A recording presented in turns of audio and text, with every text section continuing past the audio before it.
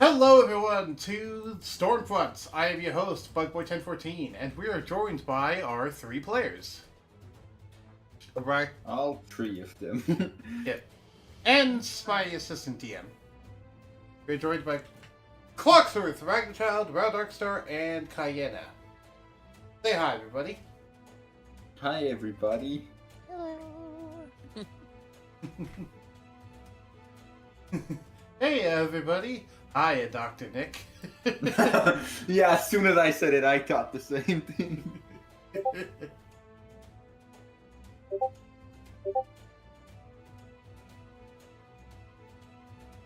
Yes, co-DM. There's not that much difference between a co-DM and assistant DM, but yes, you are a co-DM. Oh.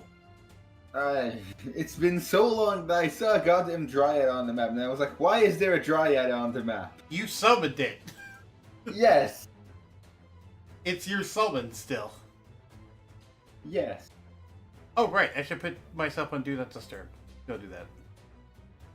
Because last time we did the one-shot, I forgot to do that, so the entire first one-shot stream was scuffed because there's so many Discord pings in the background.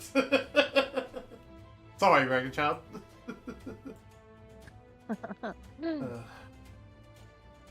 Oh, if you look at the D&D 5e official session chat, by the way, I listed the music there. So, where we last left off, all of you were with Ironclad, and managed to get through an area. Ironclad showed off some abilities which actually damaged a lot of the allies, but also wiped out all the enemies. And you all eventually pursued your way up to a rest site, which is a campfire on the map. You found out the magics of the west side allow you to take a 1 hour short rest, but not a long rest. Which all of you did to basically take a power nap. And during that, you leveled up, if I remember correctly? I don't remember. It's been 5 I- weeks. I don't remember. Did we level up? If you did, it should already be in your sheets, because I know we covered. If it happened, we covered it already. I don't remember fully. I'd have to go back and watch that session again. I will go do so after this stream. I should have done so already. Anyway, though, is there anything that happened over the course of that 1 hour that you all would like to talk about? Well, I remembered I sent a message to. I asked if I could ask Silvestro some questions about what we should do with the contaminated people. Yeah, and they sent some replies to you, if I remember Right. correctly. Yeah, let me go get the exact quote because it's already written somewhere. Why not just? Mm-hmm. While he's getting the quotes, I will say the fate of Cathanglis. Cathanglis had a small portal open behind them, a blue portal, and they were pulled through into Finziel's workshop. Because Yukari required their attention, and Finn himself did too. So Finn pulled him into the workshop. Along with George, the astral golem thing. Is his name George? I forget. Or is it Gerald? I don't remember. Either way, the astral quote.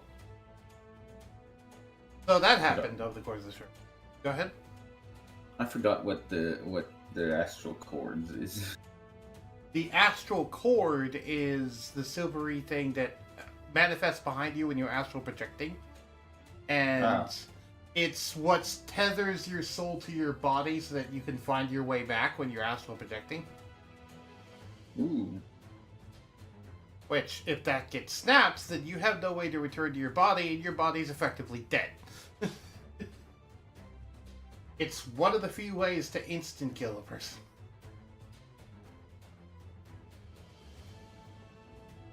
Also, But yeah, I had. Also, yes, hello, Darkstar. As usual, Darkstar is talking in Roll20 chat if you'd like to read the thing. Go ahead, Clocksworth. Is the place gonna explode? Tree druids, actually. We would have tree druids, actually. Hey! Three druids. Yeah. Right. So yeah, I had asked Silvestro if in a delirium infested place I should try to get rid of it because I didn't know what his stance is, and he's technically the source, the receiver of one of my paladin oaths. So I feel maybe I should get his fucking opinion on the subject. Yeah. And should I care for lives of the people transformed by delirium? Because I remember in the first time I had the dumb magic missile halberd that did a bajillion damage, and I just like killed one. I was like, oh wait, maybe I shouldn't randomly go killing creatures when I'm supposed to be Oath of Ancients. Right. Also, I just realized something, actually. So I looked back on the vote of whether people want to stay in the dungeon or leave the dungeon, and I realized something. One, Ragnarchild never voted on that. And two of the people who voted no are also not in the campaign currently, which is Box and Walmart brand Levi. The only person who voted no that's still in the campaign is Rattle. So actually, important thing before we continue the session, do you all want to leave the Spire in this session or no? Oh, the vote changed because some people left. That's interesting. Clocksworth wants to stay, Rattle wants to go. Ragnarchild, you're going to be the tiebreaker. Oh God. Oh, Do you want to keep boy. going up the Spire, or do you want to give you guys the option of a backdoor out to the Spire, so you don't need to deal with it? Because I already have something planned, but I realized I should probably put it up to a vote again. I mean, I was just gonna go with, whatever the group wanted, so... The group is Okay. divided. You are the Jeez. tiebreaker. And to be fair, this is your mission. So, also, I will point out, by the way, regardless of which happens, whether you go to the Spire or whether you leave, the Spire situation will be resolved. So your mission will be complete in either case. I see. It's just how it's resolved will be different. Right. Rattle is worried right. the place is gonna freaking explode. That's funny. I am not saying a damn word. I have my own plans and ideas, because I've been thinking about this for a while, ever since the vote. Oh my gosh. Okay.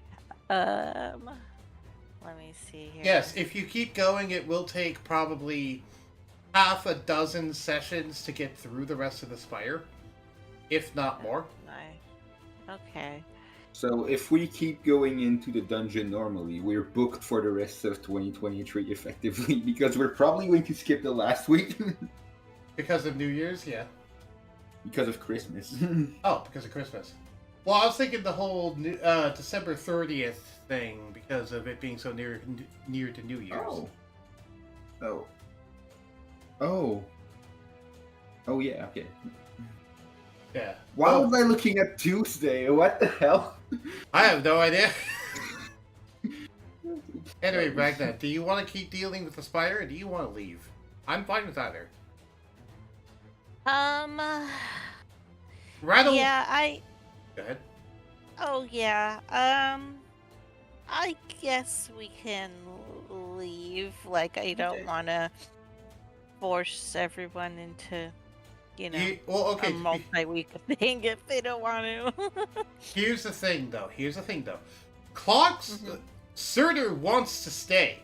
Rattle wants to leave.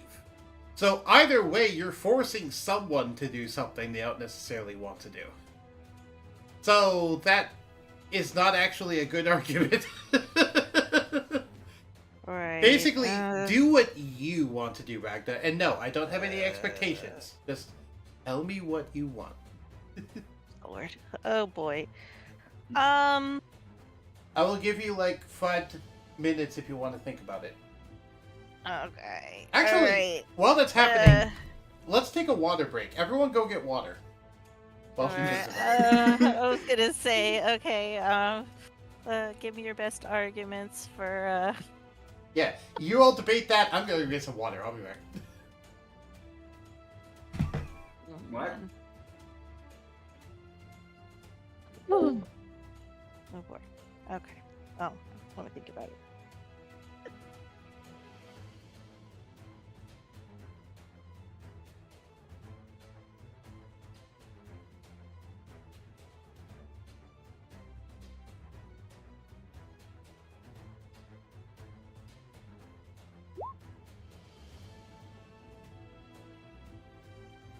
if we leave, wait, that's a question I'm wondering. Because it's a sandbox, where do we go after Spire? Like, regardless of if we leave now or in like 3 months of sessions, like, where do we go after the Spire?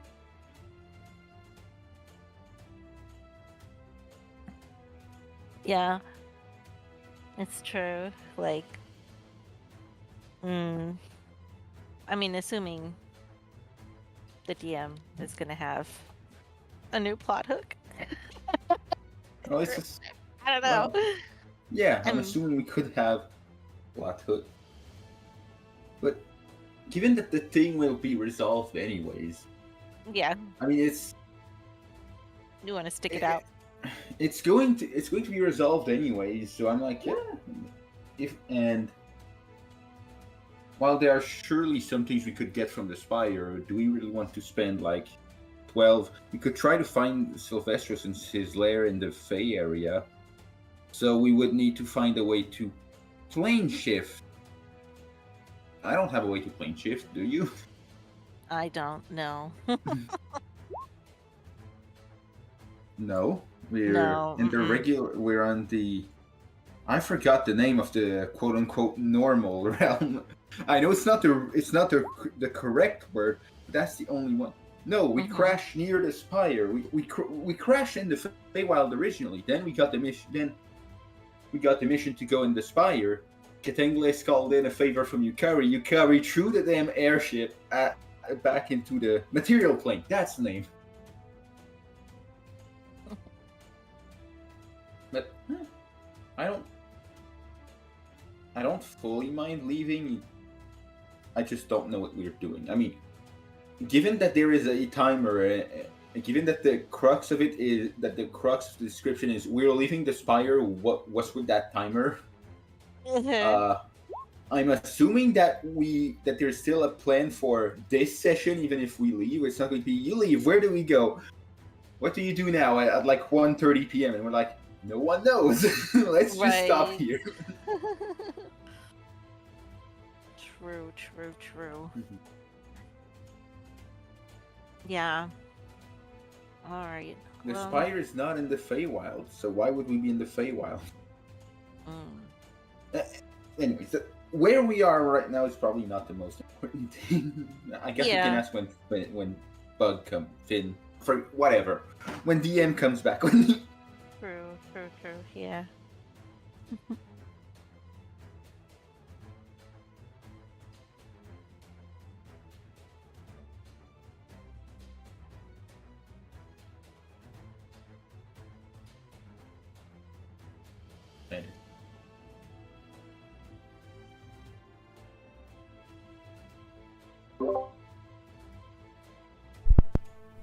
You are not currently in the Feywild, no.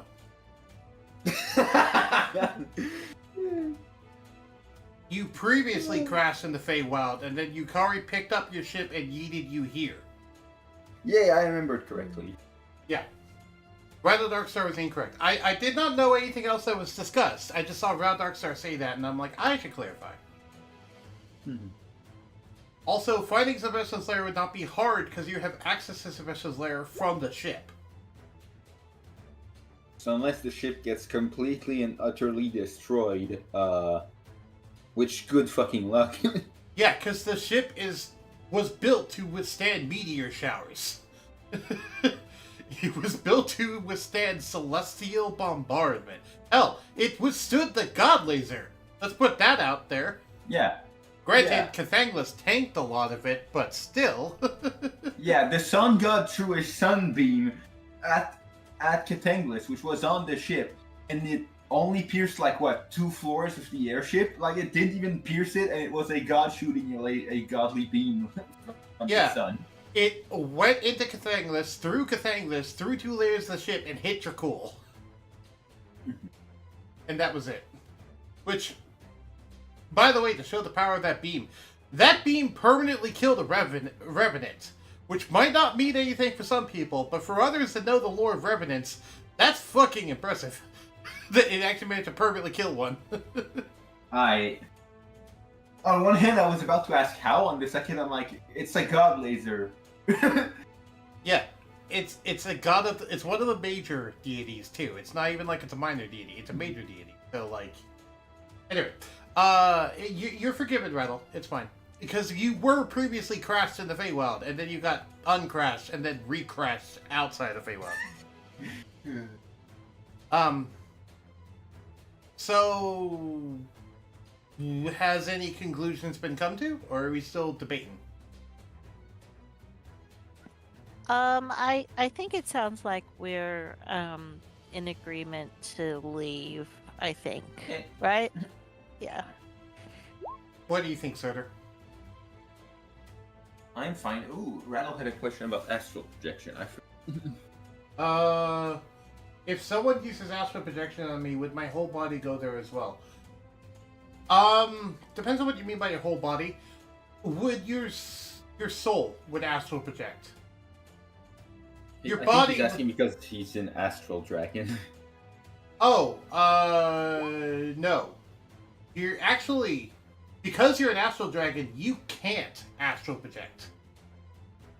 That's You're something. already in astral form. Yeah, only people from the prime material realm can astrally project. For you, the spell would just fail. Ooh, interesting. Yeah, astral projection would actually just fail on Ral Darkstar because they are from the astral realm, not from the prime material world. Yeah. Oh, so for once, instead of a spell that removes your option not working because you're not a typical player character, like whole person not working on Rattle Darkstar because it's a dragon, not a person. Yep. In this case, it's now the it's reverse. a decent. Yeah, now it's a spell that gives you more capability. That says, no, no. This isn't. This being does not come from the right place. Right, and do you want to know why? Why? Because in lore, people who are not only people from the prime material realm have silver cords. People from other realms do not have silver cords because their body is their soul. It's the same thing. But it's different in the prime material world. The prime material world's different because your body and your soul are not the same thing. Normally, they are the same thing in D&D. This is why when you kill a god's body, they're dead, because you are also killing their soul at the same time. Ooh. It's Although, aside from the one dagger that was used against Lion Fang, there isn't really a good idea in my head of how you would kill a god. Yeah. It's something that is purposefully kept secret, yeah. Fun fact, by the way, if you manage to successfully kill a god, as per the rules of godly combat, you will gain all of their godly abilities when you kill them. If you killed him. Right, because this is shown by the original person who used Jatham and Dagger, because the original person killed a god of terror and tyranny, and then became a god of terror and tyranny as a result. They literally just took their spot with the if. The Spartan thing of if. Yeah. So yeah, okay, so we're in agreement that we want to leave? Yeah, I think it's going to be better. Okay. And plus, we already had some plans with that. So Oh, yeah. I'm not going to say anymore. I am going to go ahead and say, Ragchild, you picked the more fun option. Oh, okay. I am going to say what Silvestro finally responded because I never. Yeah, go ahead and say that.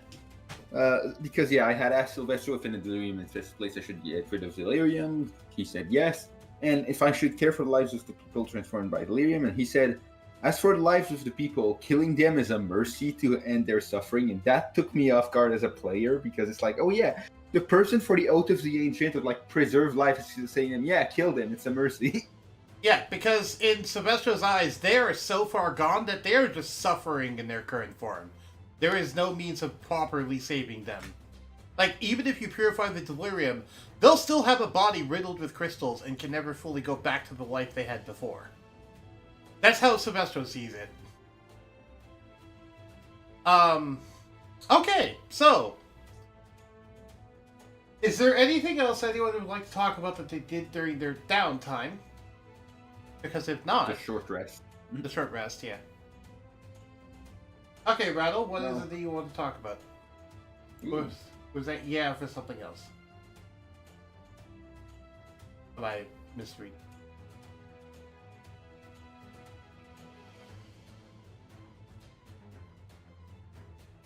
Do do do do do do do do do. I love this thing. About which what we're going. Okay, yeah, fair enough. So, a couple of things happened over the course of the short rest. Cathanglis gets pulled through a portal along with Edward, as I mentioned. Your druid told you, if you remember Clocksworth, about the dude making his way to the Spire, if you remember that? And yeah, the triad. Yeah. Which, if we're leaving the Spire, there's a good chance we'll encounter him. Potentially. Shad seemingly disappears in a puff of smoke. Like, literally, he just evaporates. Just poofs out of the Yeah, room.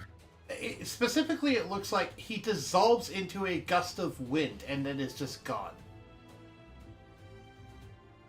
Since Shadow is probably the closest person to him, I'm curious if he reacts in any way. I'd probably be looking at him as like, is this normal? Is this...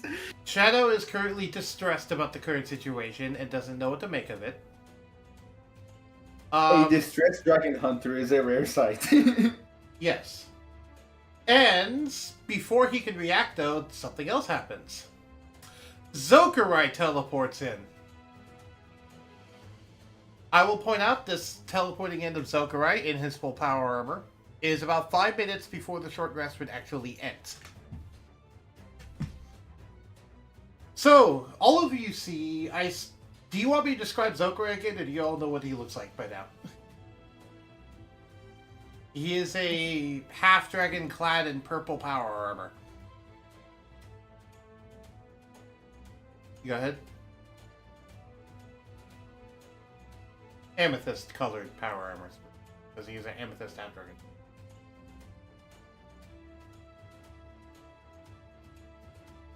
Yeah, sorry, I was rereading my notes about what spells I had cast on people before we left the last time. Yeah, and Ragna started saying something, but then she stopped. Oh, yeah. No, I was just gonna say, if he's the guy in the purple armor. Yes. So that was it. Okay, and now I'm waiting for Rattle to post what they're posting. Okay, I guess he used my character to blood himself. No, he did not. He still has your blood. He hasn't used it yet. Anyway.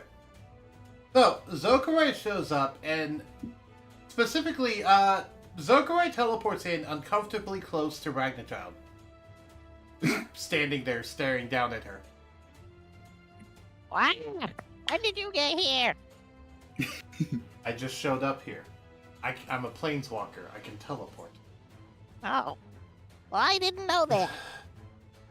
You spent long enough with me on the ship. You think you would have kept track of that? You saw me teleport in front of you when Lionfang showed up, but whatever.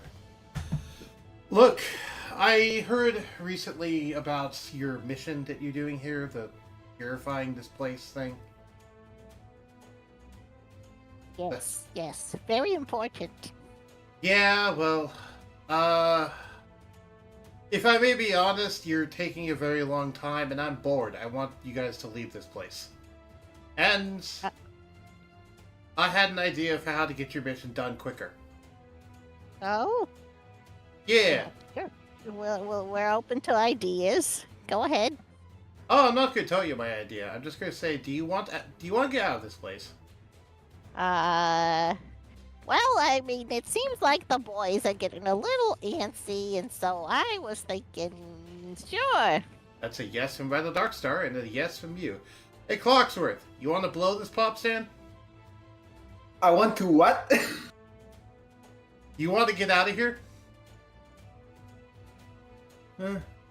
It's a little weird. I had a weird interaction with some of the items here, but It's not the best. It's not the safest place, to be honest. Yeah, and also to be honest, you're taking forever here. Look, either you all leave this place, or you let me join you and speedrun this place. One of the two. I don't care which. I just want to get this over with so we can go to the Dragon Continent.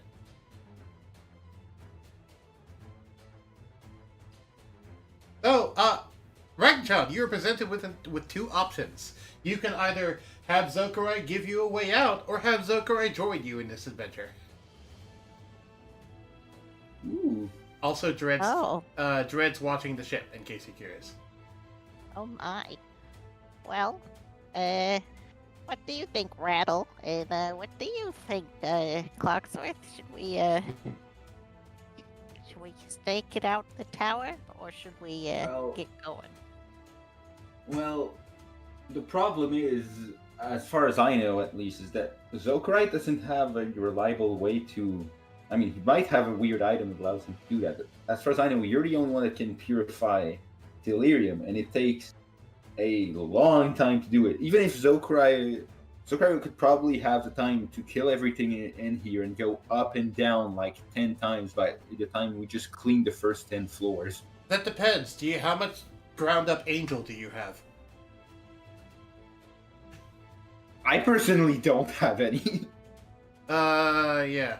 I don't have that much. I got this stuff called Halo, this rainbow potion thing I developed. But the problem is, we need ground up angels to be able to make it, but it can purify the delirium. I know, because I used it on Cathanglus's Phantom guy, the set of armor that got purified and sent to Mount Celestia. Because it drank too much, and it had too much delirium in it. The potion tends to make them explode, but it does free their soul, so I guess, I don't know, that seems good to me. I immediately in my head remember what Silvestro said.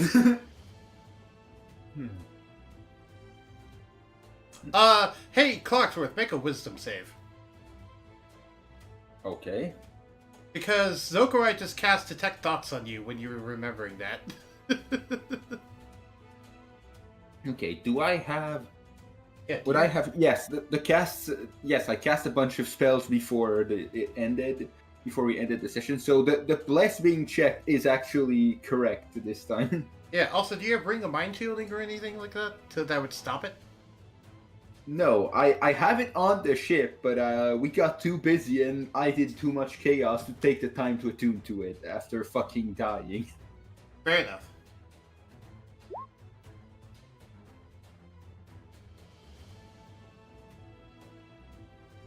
Wait, what?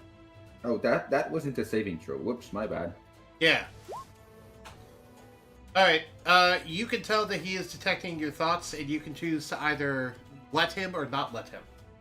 I don't care, so I would. Alright, so he reads your mind about the Silvestro stuff. He says, about the only thing me and the Green Dragon actually agrees on. Which he mumbles that out loud, by the way. Okay. Look, we don't have much time. The stupid campfire thing will only keep the mist away for so long, and once the mist is back, I can't teleport out, so make a decision. You got about 3 minutes. Do you want to stay here and keep going, or do you want to leave? I don't care either way. I just want you to hurry up, whatever it is. I mean, it's Yeah. Rattle Should wants probably- us to leave. yeah. If I. I mean, Shadow pipes up and says, I personally have no attachments to this place.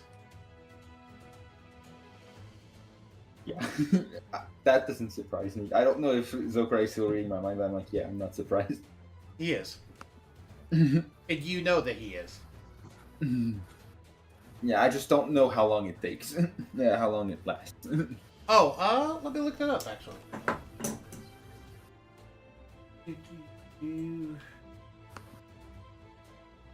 How long does Detect Thoughts last? And while you're looking that up, I would just say, well, the goal was to get rid of the delirium. If we just leave, the delirium will still be there. I'm gonna get rid of it once you leave. I just can't get rid of it all if you're still in this place. Oh. Then, personally, I don't have much of a problem with it. Oh, we've got a way to get rid of it without making like a huge explosion or something. Or is the huge explosion the way you're gonna get rid of it? Zokurai just kind of looks at you with a smirk. I don't know how I can tell you're smirking under all that armor, but I got a feeling you're smirking at me. He takes off his helmet, smirks at you, and bonks your head and says, You have- "Smartass." Oh, ow. Ragnar, you have true sight. I think you can see through his armor. Oh, you're right. I forget. I forget every so often. Which is why he called you a smartass, because he thought you were teasing him. He didn't think you were No. serious. Oh dear. Oh And- dear. And Rattle is trying to mess with Coxford with his telepath feed. Okay, how are you doing that? I don't know the telepath feed. Communicating through their mind. Okay. Ooh, that's an interesting ability. What does Linda vote, by the way? Does Linda want to stay in this place, or does she want to leave? She goes where Ragnar Child goes, so if Granny wants to go, that means we go. Fair enough. I just wanted to get your vote.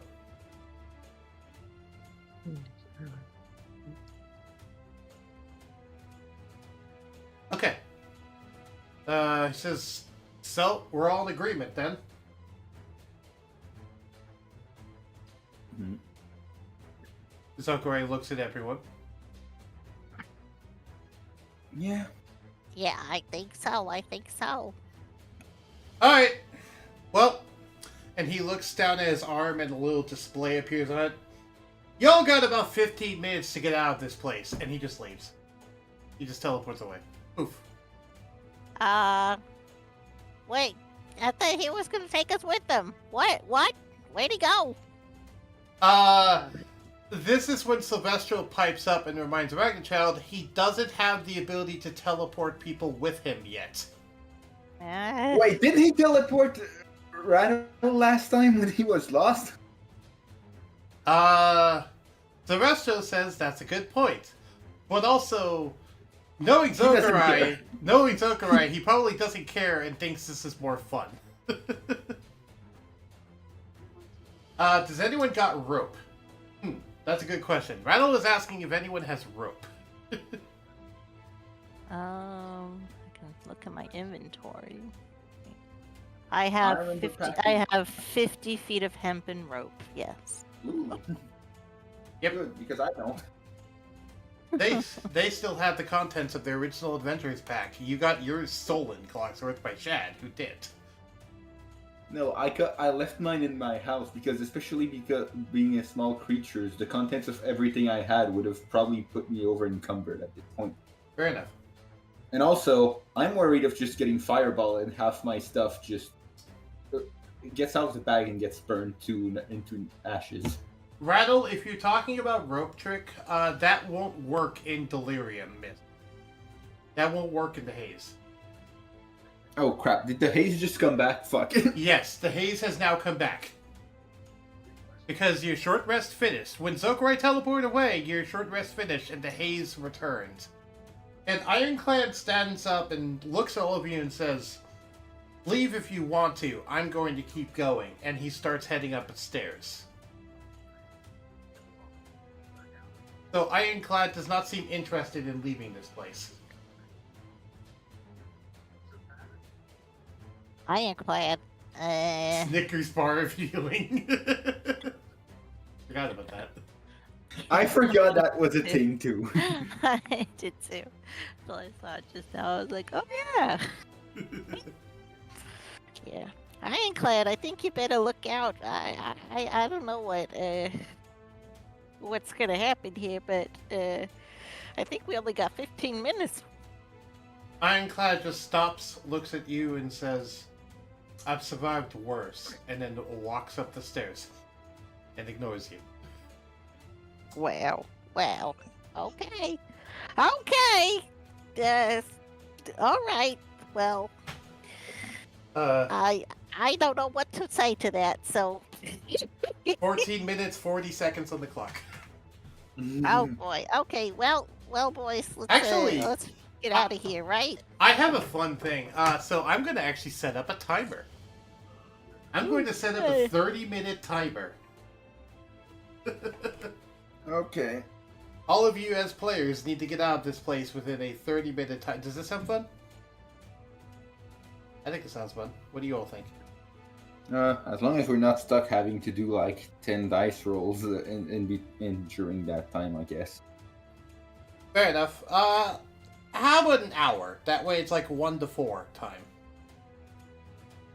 Sure. I mean, we just have to go down like 5 or 6 floors, but I guess if we encounter enemies, it'll give us an incentive to not take 3 minutes to decide what we want to do on our turns, but it'll also, but it also won't just be, oh, hey, wait, we need to resolve dice rolls and spells and all that, so we need to wait.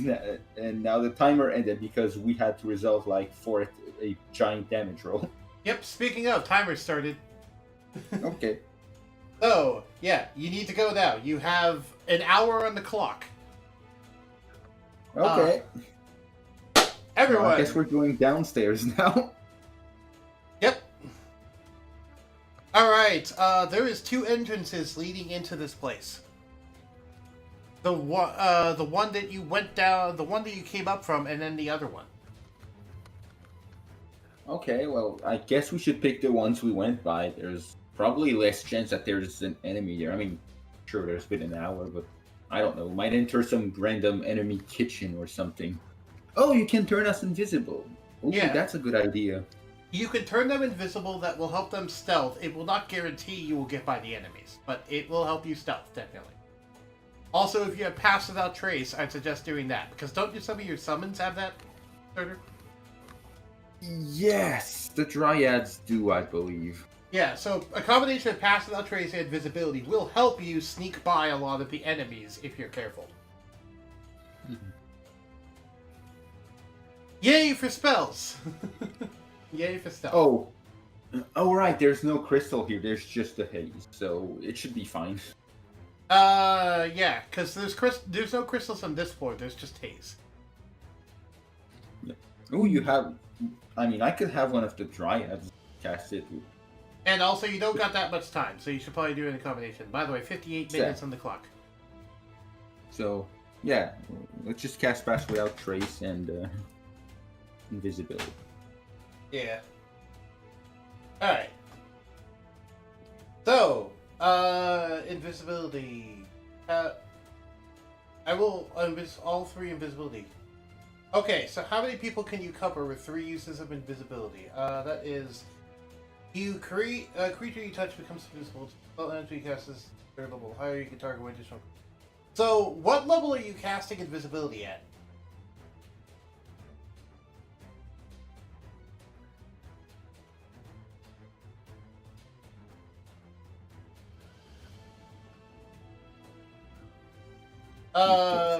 Second level will only let you touch 1 creature. There is like 7 creatures here.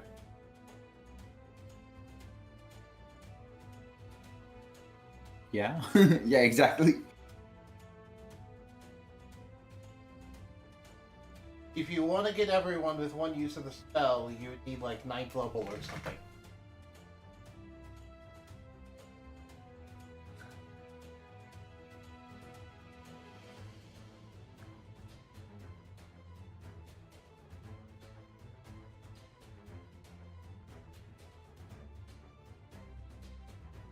Okay, yeah. They are a 20th level sorcerer. So they have 9th level spell slots. Ooh, okay. So, yeah. They are able to cover the entire group in invisibility. This is normal invisibility, so this does mean that if you attack, use an item, or cast a spell, the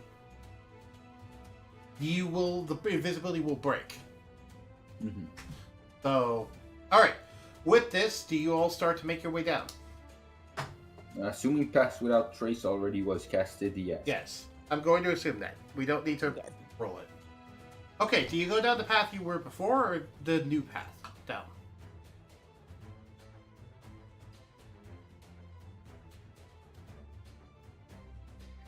I'd go the path I went before. Actually, good question. Who's leading the party going down? Because they should be the one making the decisions if they're leading the party. Or is everyone just making a bad dash on their own? I will follow you, Clocksworth. Why don't you lead the way? Because I can't see the damn walls.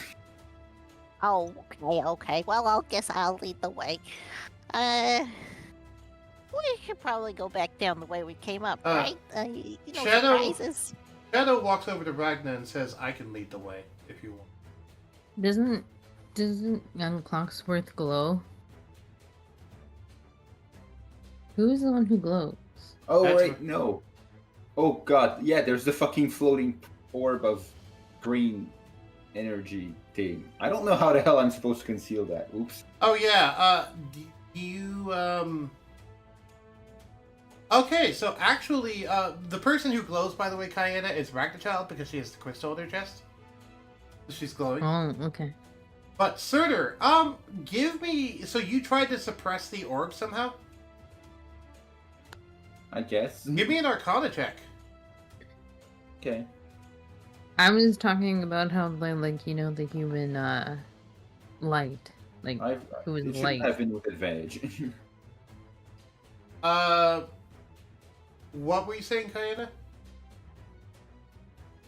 The one who is a light, like basically. Remember that time when I said Clocksworth is like a Christmas tree? No, I don't remember that. Anyway, 22. So, you realize that if you cast Dispel Magic on the orb, it will not dispel it, but it will suppress it for a period of time. It will suppress it for about a minute. Ooh. Oh crap, but I'm already invisible. Fuck. Right, which means if you cast that, you would need to have invisibility cast on you again. Yeah, I get... Alternatively, you have a feeling you might be able to break the orb somehow if you took a Constitution check, though it would be hard to do so. You want to try and break the orb? No. Okay. Fair enough. Oh crap, but we won't make it even in 1 minute. Probably. For stealthing, fuck. Right. Well, it'll give us a head start. Yeah. Okay, so... Rattle, can you cast invisibility again once I cast Dispel Magic?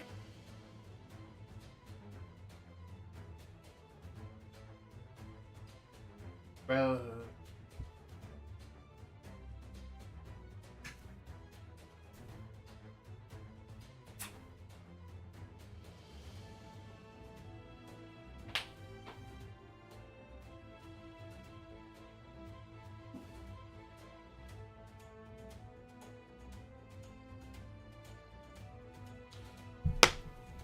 "52 minutes on the clock." I can't do much now when I'm waiting an end. I had used a 9th level spell slot, so you're gonna have to be a 2nd level. That's fine. You can use a That's 2nd level fine. spell slot for that one since it's only one creature. But yes, they can. Okay. Then I cast Dispel Magic.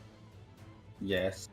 And that suppresses the orb so that it no longer glows and is... You can still tell it's there, but now it's a ball of invisible energy. Which can Okay, only be not seen sure. with things like the Detect Magic and True Sight. Though, given the fact that this entire place glows so much, Detect Magic and True Sight are not that useful.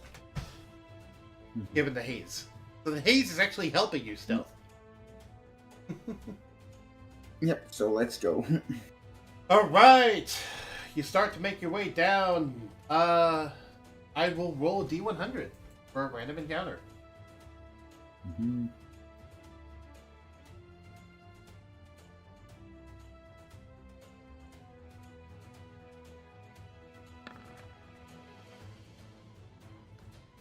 A 93. Oh!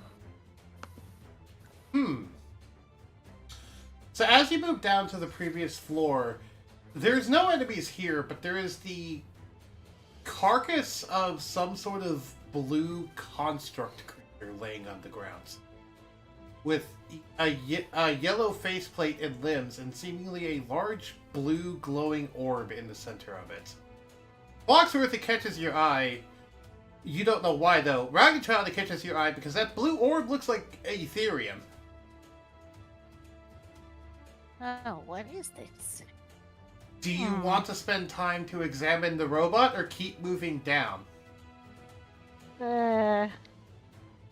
Or do you want to try and I take guess- it with you? Hmm. Rattle wants to keep going. I guess we're on a time crunch. Maybe we better keep going, guys. Yeah, Shad- I agree. Shadow points out, we could take it with us. Rattle's a quadrupedal dragon. We could throw it on the dude's back. It won't slow him down that much. Oh, sure. If Rattle is fine with it, sure. Rattle, you find being a pack mule for a bit? This is Shadow asking, by the way. In case anyone at home is curious.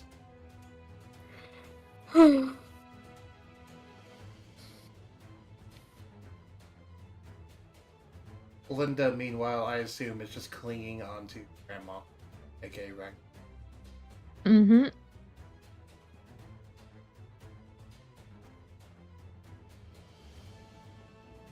Oh, by the way, small detail, so, Foxworth, I forgot to mention earlier, when you guys were leaving the rest area, Silvestro yelled in your head, run. Okay, that's something we probably should have known before. Right, I forgot to mention it, but that did happen. As long as it does not go through the armor. Shadow just kind of shrugs and says, I don't see why I would. And then just eats it. He just walks over to it, grabs it by its head, which, despite the fact that its limbs and head aren't attached, they seemingly are held together by an invisible force of some kind. So he could pick up the entire body despite the limbs and stuff being detached. It's weird. Anyway, he was able to pick it up and just slump it onto the back of Raldark's body. Raldarkstar, this construct only seems to weigh like 100 pounds. It does not seem to be that heavy. Magnets. Yeah, sure. We'll call it magnets. It's not actually magnets, but we'll call it magnets. Then let's go. Alright.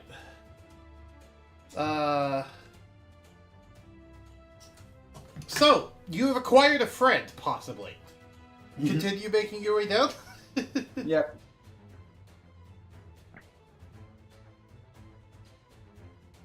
Okay.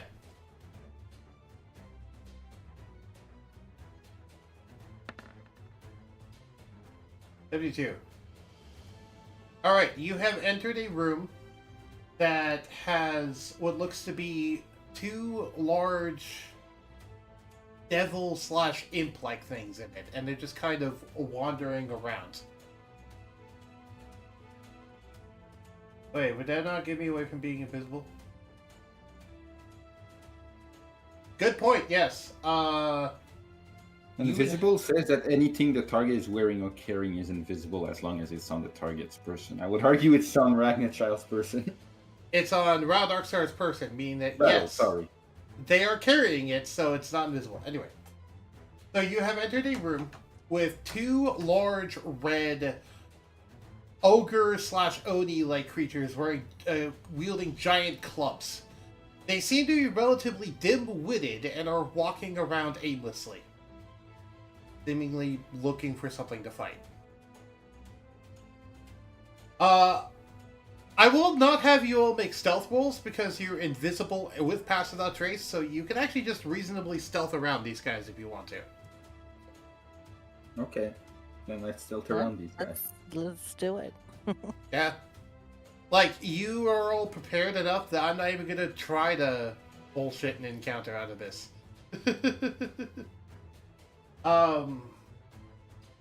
You were 5 floors up, right? If I remember correctly? I don't remember. Let me go check my map. Actually, I don't need to check my map. I'm just going to say that you're about 5 floors up. Because if I check my map, it'll waste more time. 1, 2, 3, 4, 5. And then there's the answer 6. Yep.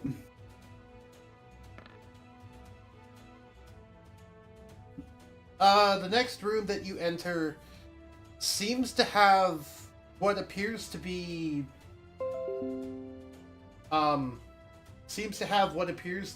the Watcher in it, the purple lady. She's walking by, seemingly hanging up the stairs.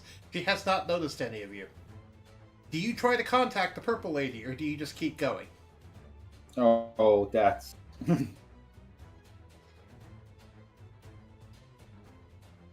Oh, Ragnar Child is going to BRB. Her daughter wants some milk. Oh. Fair enough. I will stop the timer, and we will be right back then. I'm not going to screw your time over because of life thing. Okay.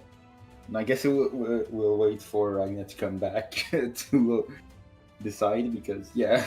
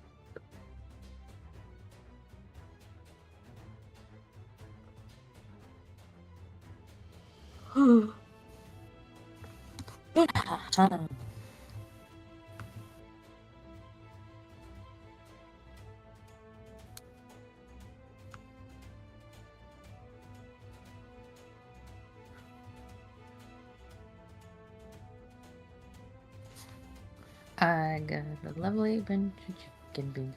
Boom, ready. Na na na na na na na.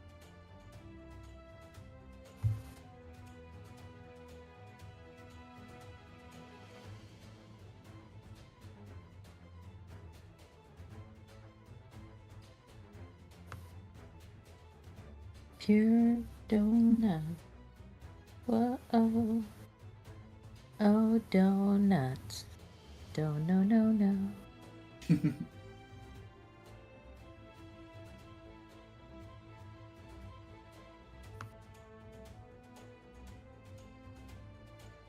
Ah, damn it, it's not that cute.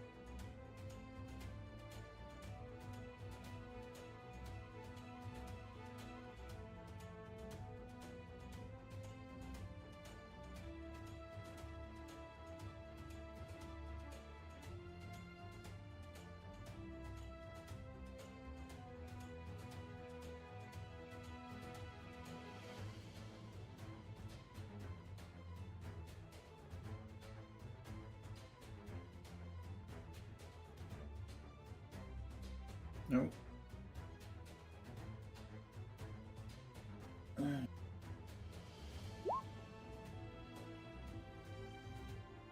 No, welcome back.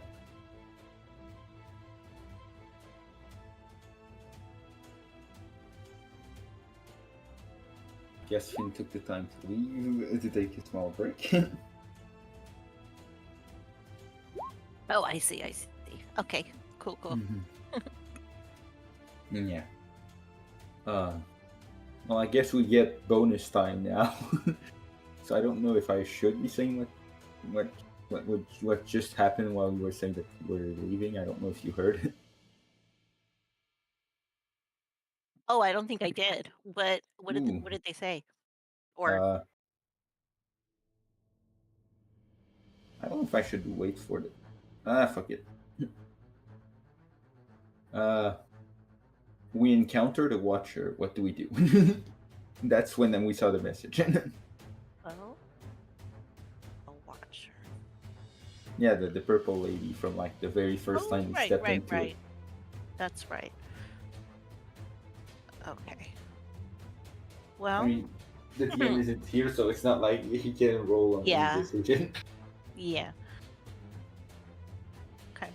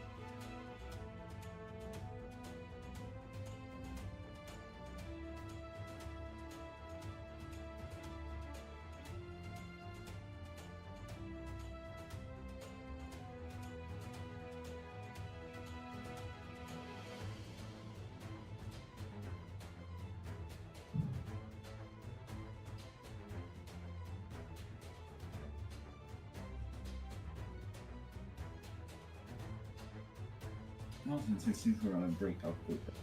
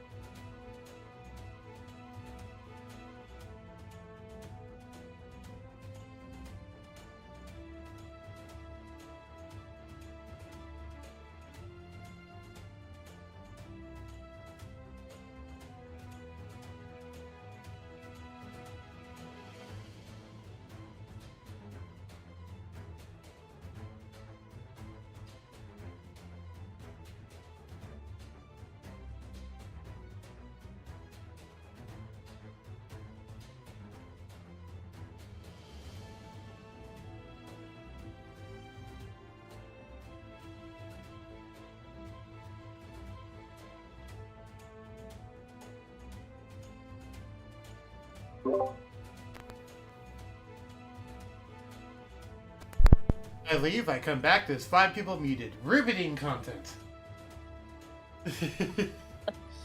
Well, okay, sorry. Quite alright, I went to the bathroom while you're gone. Also, by the way, I Same. did pause the timer back, John, in case you weren't told. Okay. Okay. Yeah. You okay? You sound stressed. Oh no, I'm just a little sleepy. Oh, what time is it for you? It's like 10:40 a.m., which is not that early, I realize, but you know. Right, So- but you were probably woken up by a child, if I had to assume, and did not get a good night's sleep. Yeah, I didn't get the best sleep last night, so that's okay. The blessings of being a parent. Yeah. Uh, Comes with it. Comes with the territory. I cannot relate yet, but I will someday, because I do plan to eventually having kids. Cool. Partly because I want them, partly because I know Kayana will demand them. Which, to be fair, you don't need to twist my arm that hard. Anywho. What were we doing last time I checked? Oh, right. So... Just to be sure, Rattle Kayana, you're here? Oh yeah, good thing to check. Rattle, you here? Diana, you here? Oh, Rattle's typing. Rattle's here. Let me check for my messages on Kayana.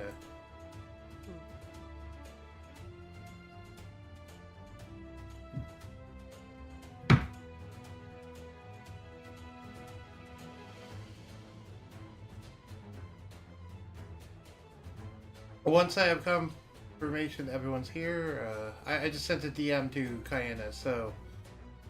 It says that she is away at the moment, but to be fair, Linda's doing whatever Ragnajaud's doing, so Kayana's not super needed at the moment. Okay.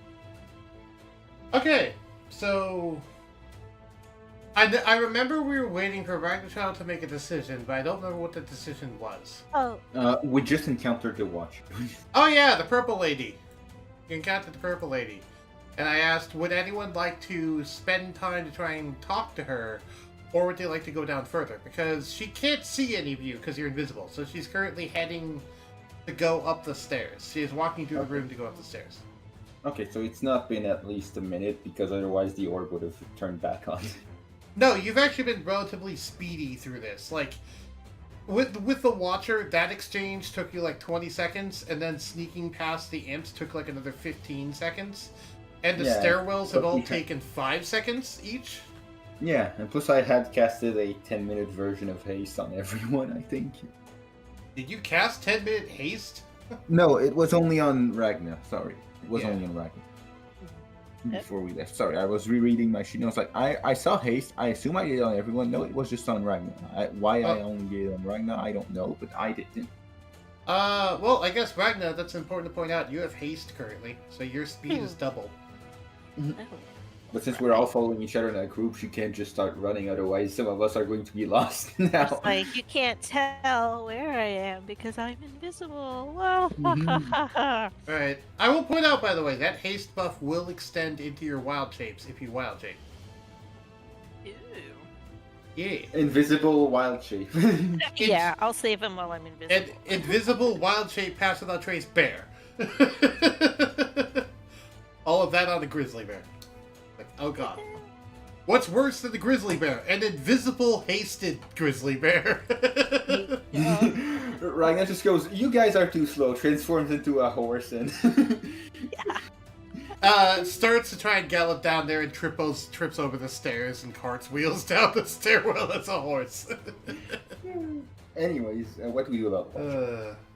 I fell down some stairs. Anyway. Do people stop to go talk to the Watcher, or do you just keep going down? I Rattle will start already the said- timer again. Rattle already said that no.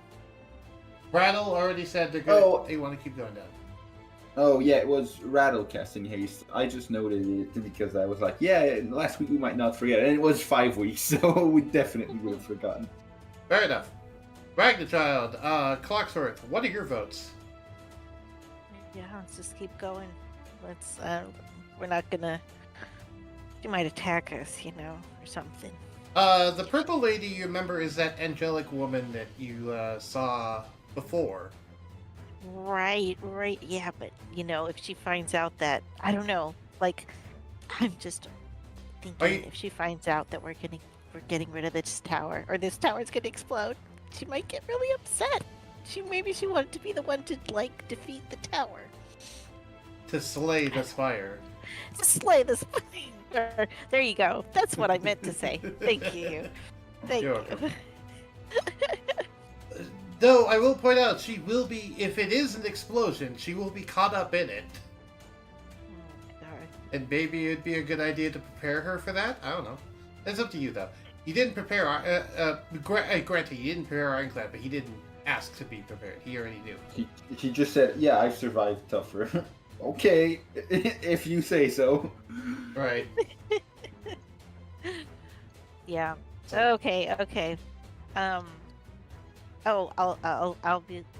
will say to Rattle, I'm gonna be like, Rattle, you got that telepathic thing, right? Why don't you tell that lady, that the place is gonna blow in 15 minutes? I will point out, Ragnchild, you can talk without breaking your invisibility. I know, but I'm trying to interact with my party members. I know, but I'm saying, I'm saying that you can talk to the purple lady yourself if you want to. You can talk to the Watcher yourself if you want to. You don't need Ral to do it. fine. Okay, fine. By the way, this was if you're wondering, that was Shadow pointing that out. Thank you, Shadow. So helpful. So helpful. Allow me to be Lady. more helpful, and he picks you up and tosses you towards the Watcher. Make a dex save, Ragnar. Oh my god. Dex save. Granted, this won't be that hard because he just kind of lobbed you like a football. Woo! So rude. Whee! Dex save.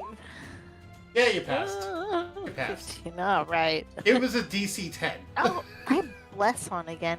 Are we blessed? We're not Yes. blessed right now. Yes. We are? You are Oh, blessed okay. by Clocksworth. Hello. Okay. This bless is a legit I had it on Well, when I Dark was Star supposed face to bumps. before. Yeah. Alright. So the purple lady, I keep calling her the purple lady now.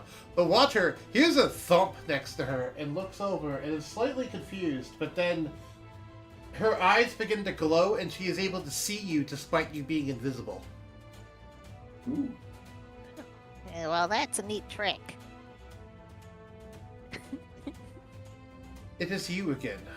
I sense that you are here with a message, yes? Oh, yes. Listen, you gotta get out of here. What's his name? Zokarai, he's gonna do something to take care of all this delirium, and it's gonna blow up. I This think. tower will end soon, but I am prepared for that. Thank you. And with that, she walks over and gives you a pat on the head. Yeah.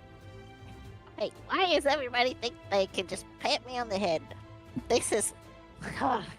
And she actually pulls out from her sack a small yellow potion and hands it to you. Oh, what's this now? It says, it's something that will help you in the future. I can sense it. And with that, she starts to head upstairs. Well, wait, what does it do? What does it do? He does not answer you. Am I supposed to drink this? He does not answer Oh. you. Oh my god. Hey, boys, do either of you know what this is? Look close. I Would, mean, it, would anyone like we to take can an try arcana? casting. We can try casting. Yeah, it would be an Arcana check because I'm not casting Identify when there's a bunch of delirium crystal. Right. No. Arcana. Oh. Good. Also, Ragnar, you can make an Arcana check too to see if you can figure it out. Here we go. Whoop. Nope. 8. Rattle, you go ahead and roll.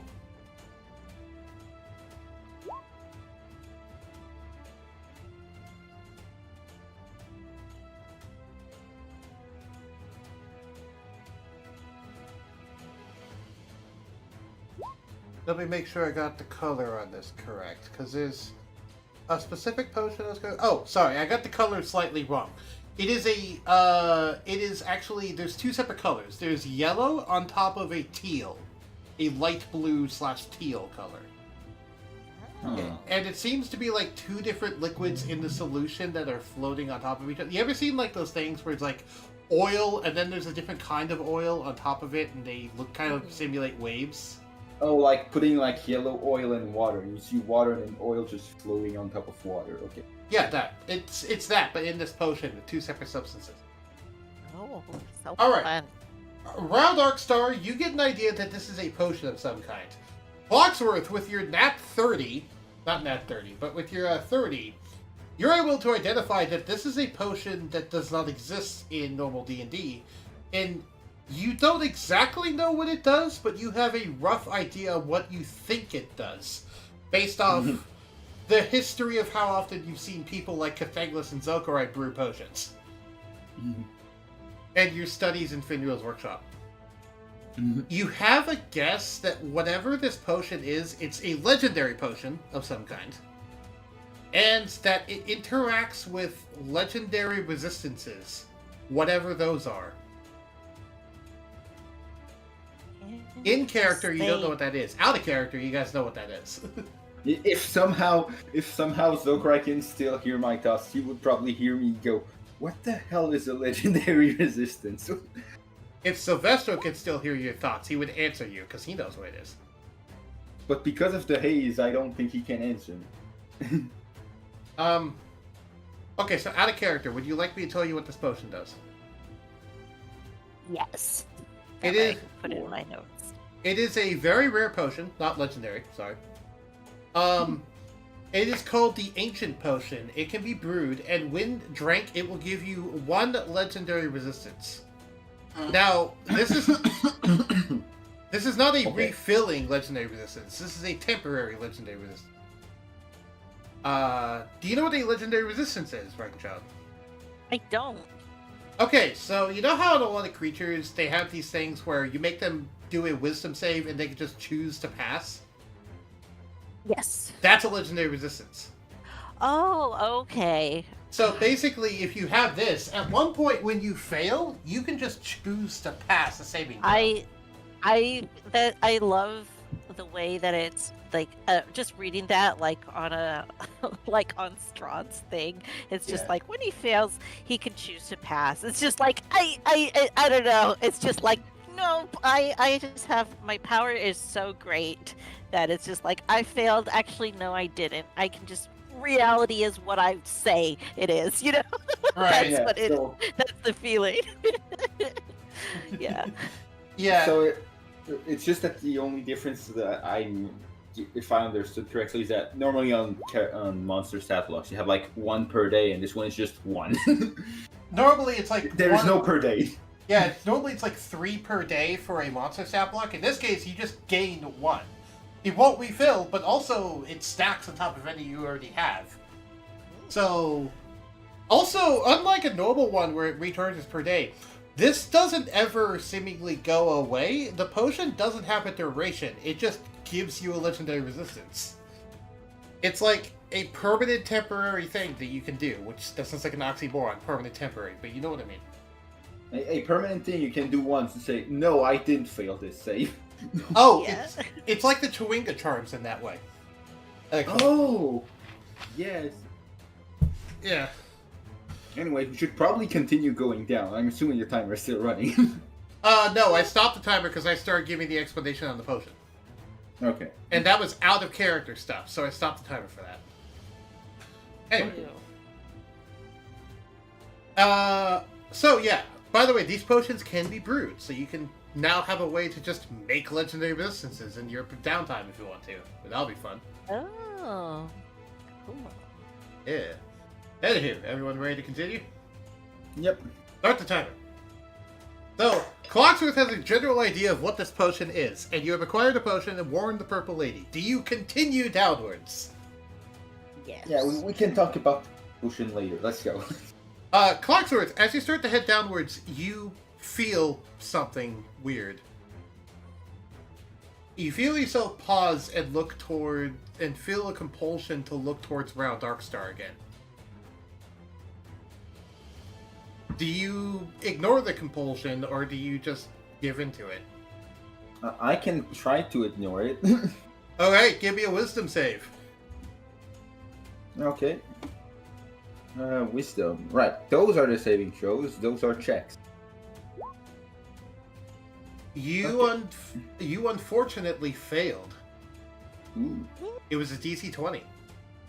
Ooh. Oh no. So, you try to resist, but you're forced to look back as Round Darkstar runs past you and you watch him, and you find yourself having to stare at the weird construct thing in his back. And you get a flashback in your head of the note that you found. God, I forgot to write what the note said. I can look up what the note said if you want me to. Let me go ahead and stop the timer and look up what the note said. Because I actually have it written down.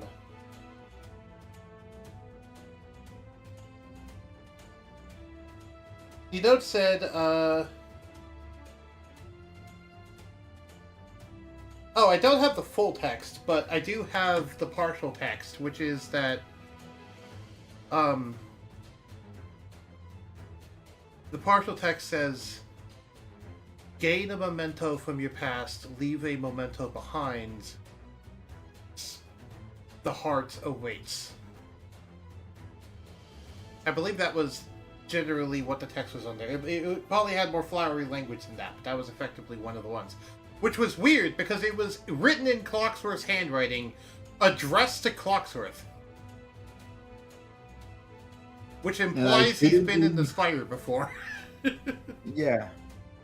it's kind of why I was like, do I really want to leave this? Well, it's a bit dangerous here still.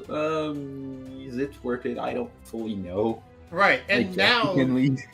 now you're getting these flashbacks of this note when looking at this weird body that's on Round Darkseid's back as Round Darkseid starts running down the stairs. So you can follow now, but you're gonna keep finding yourself looking at that thing as you're running down there. It's going to distract you. So your perception is going to be at disadvantage. Oh, just like my stealth because I'm wearing heavy armor. Yeah. So, all of you head down, I will roll another D100.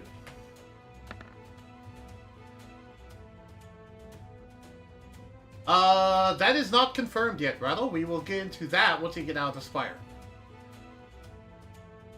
The plots is kind of being shoved aside for a second because you're on a timer. Speaking of, let me start the timer again. 64. You enter a room that has nothing in it, thankfully. You have one more floor before you get down to where Niao is. Oh, was that the place where we saw the... I guess that's where we saw the big, brilliant gold thing. Anyways. Yeah, the big shining golden event is what this room was.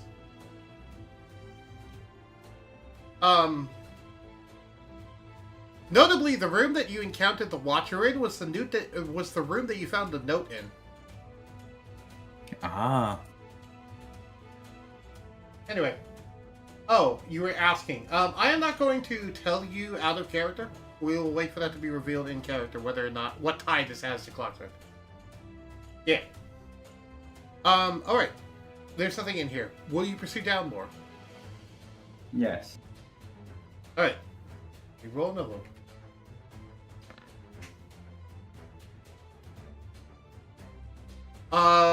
Okay. In here you find 5 of those... Actually, no.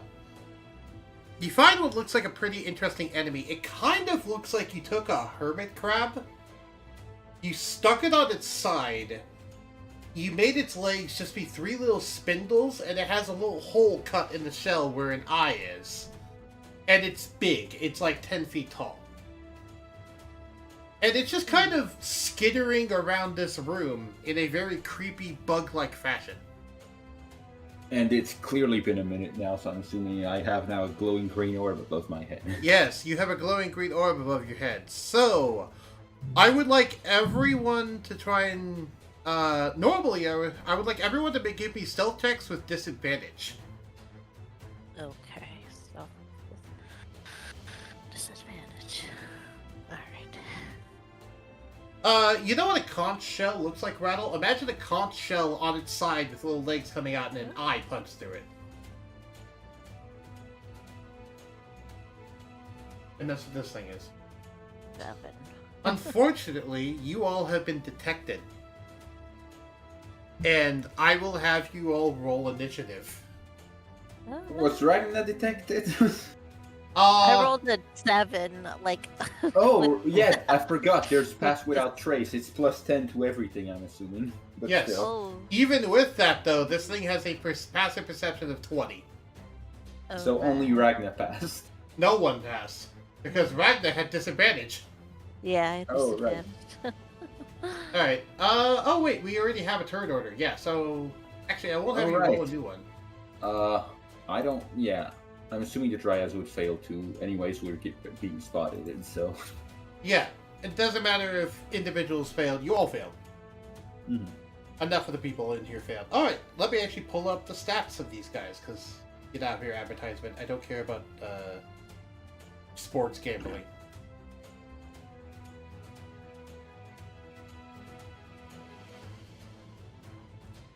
And unfortunately, as you try to move past them and they spot you, you feel the magic of the tower force you to stay in this floor until they are defeated. You cannot actually go into the stairwells now.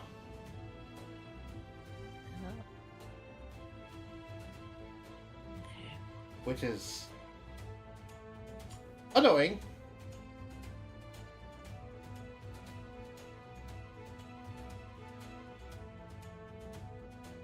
Alright, So do we need to re-roll or no? no. Okay. We will actually start with Ragnchild. Ragnchild will go first. Oh boy. Okay. So, oh my gosh, what is? Can I have kind of A a description of the thing? description of the thing? Yeah. I can actually send you a picture. Alrighty. Since by this point the cat's out of the bag, that yes, I am basing this off a video game. Rattle's saying that he was before Ragnar, though.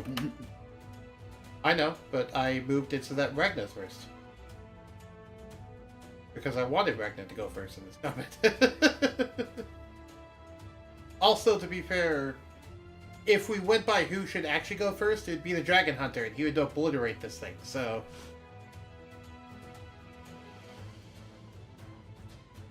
Yeah. You'll get your turn, after we leave this place. Alright, I'm gonna post in D&D General Chat.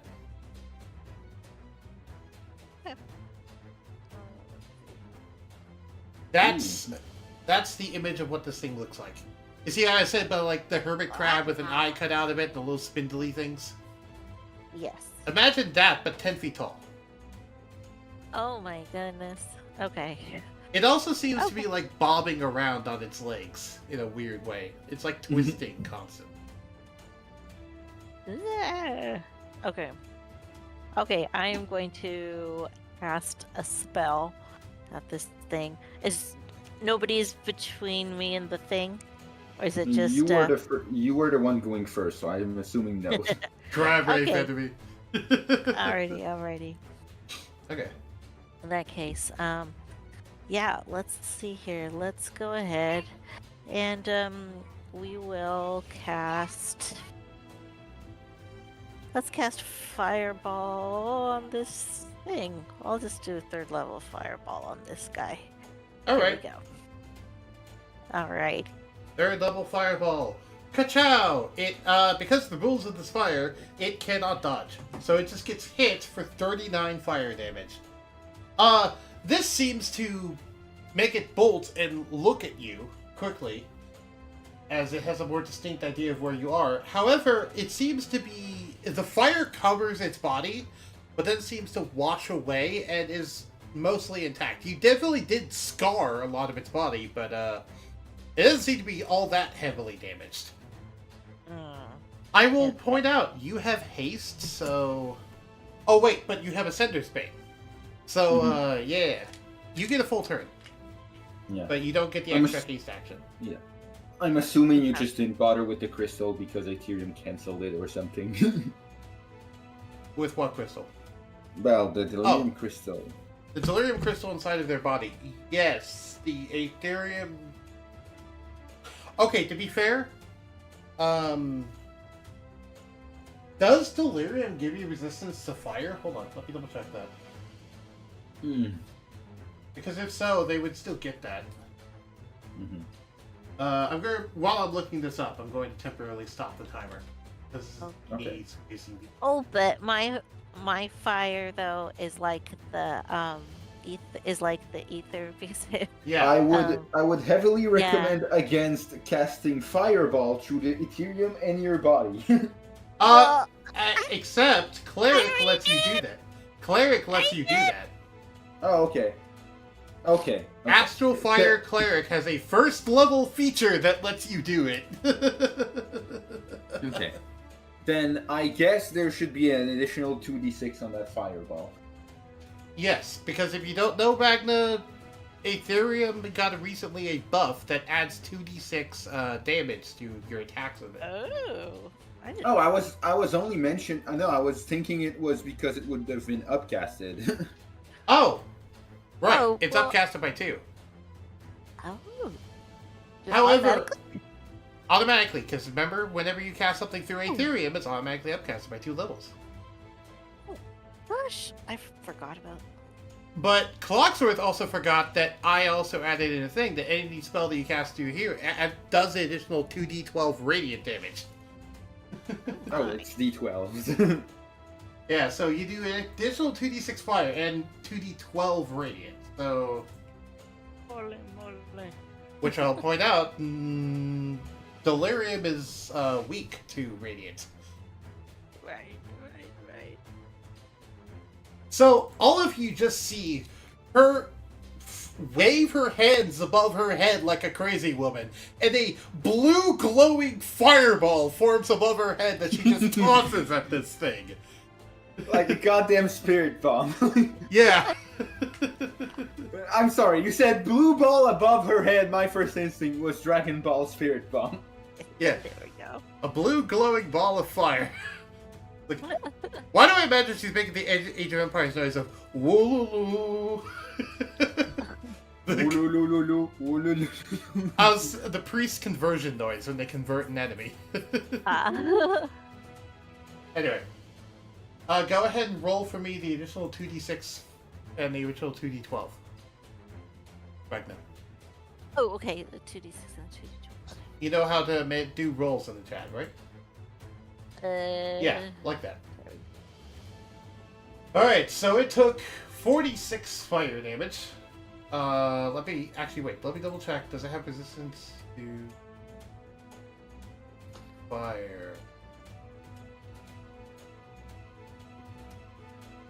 Yes, it's resistant to fire damage. So it took half that. So it was 23 fire damage. And then 17 times 2, so it took 34 radiant.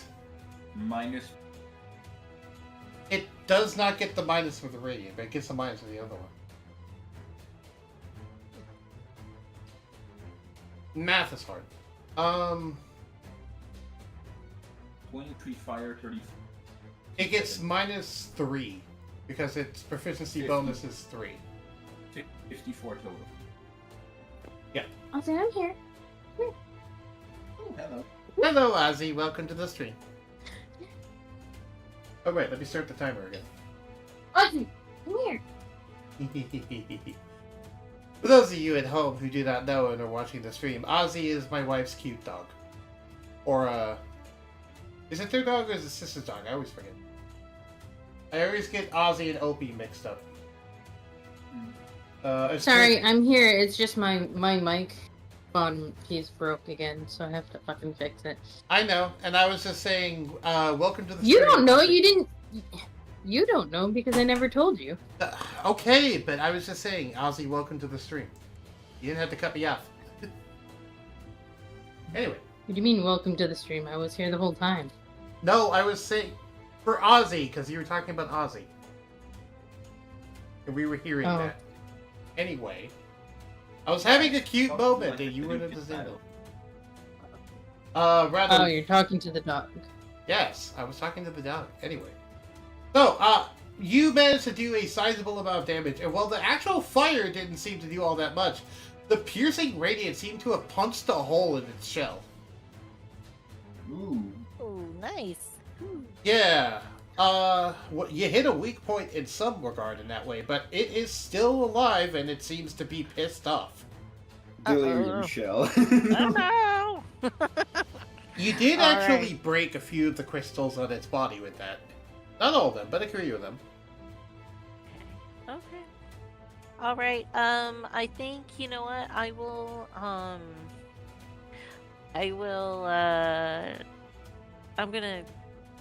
I think that'll be it for me right now. Yeah, I'll leave it there. Alright. So, then we'll go to Clocksworth's turn. And since I don't have the ability to prevent dumb crystal nonsense when I cast a spell, I guess I'll just keep it simple and go full melee right now. Yeah, that's not a bad idea. Though keep in mind the delirium damage reduction is still a thing for melee. Hmm. On top of resistance. Right. And Oh.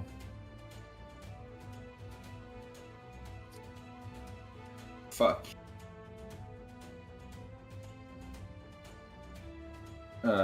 Yeah, I forgot about that. mm-hmm.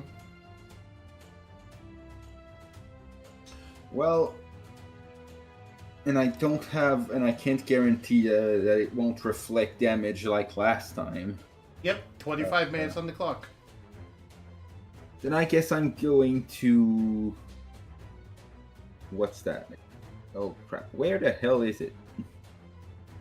No crap, it's in action. This is reminding me of the Final Fantasy VII Omega weapon fight. When you're just underwater and you have to beat it before the 60-minute timer of you holding your breath goes out.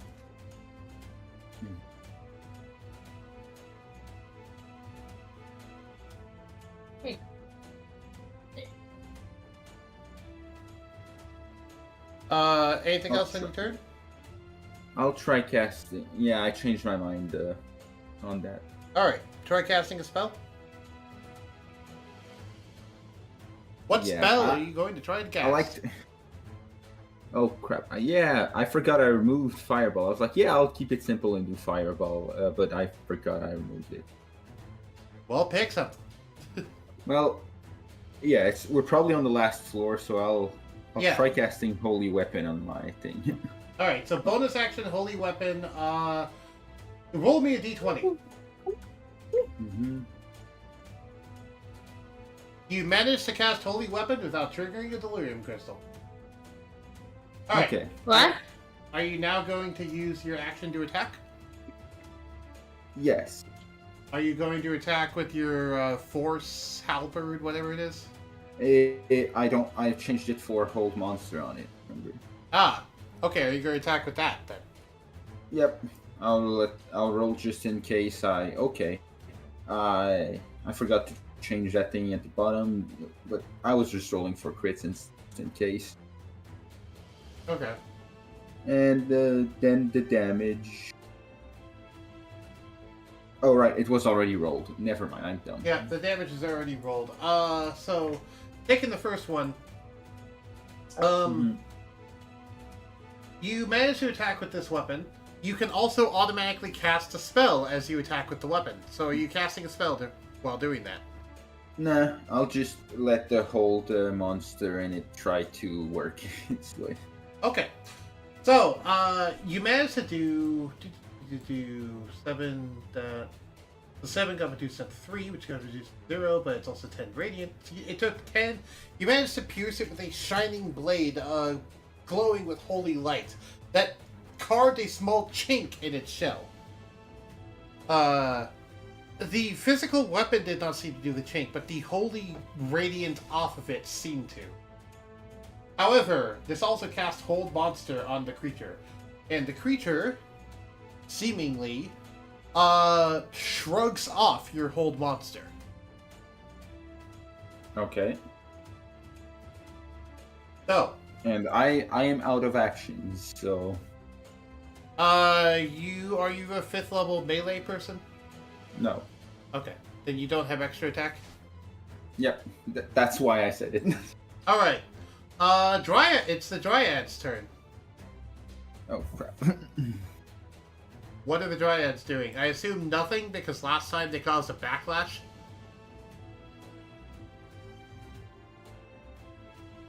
Yeah, unless... let me check real quick. 21 minutes on the clock. Yes. It's a bonus action. What would that be? By the way, if the timer goes out, I am prepared to blow up this building with all of you. I am... they're all going to cast Shillelagh and make an attack with the club. Alright, I would advise against that, though. Why? Because that's what you did last time and caused a backlash. I didn't have Shillelagh up. It already gives a guaranteed 4 bludgeoning. 5 actually. Fair enough. 5. I guess that's technically enough, yeah. Wait, no, it's not, because these guys have resistance to bludgeoning, and it's reduced by 3. Oh, magical bludgeoning too?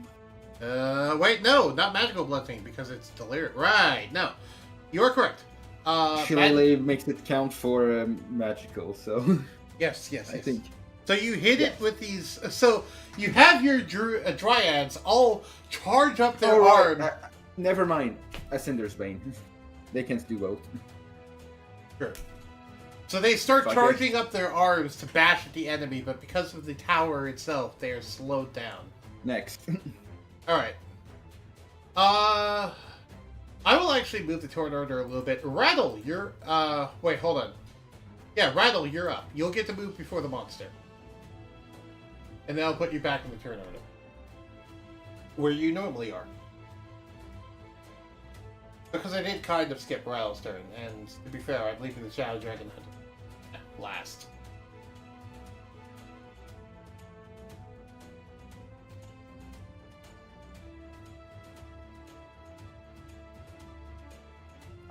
"19 minutes on the clock.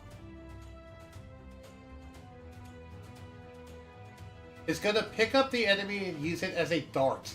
Okay. Where are you throwing this enemy, and how do you intend to pick them up?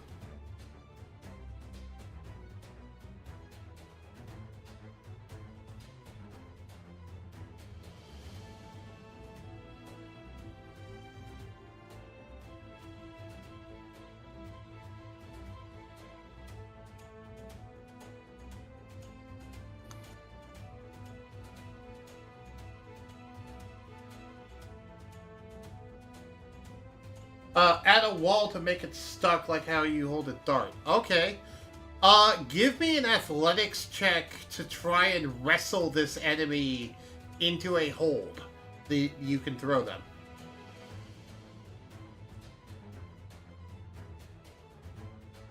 And I'll have them roll one. We have a 9 against a 12. You did not successfully wrestle the enemy. You tried to grab them and it failed. You used your action to do that. What would you like? Do you have haste on yourself? Then that is all. You used up your action and your bonus action then. Because of Ascender's Bane, which basically gave you slow. Alright. Interesting. That is your turn. Unless you want to do any more movement.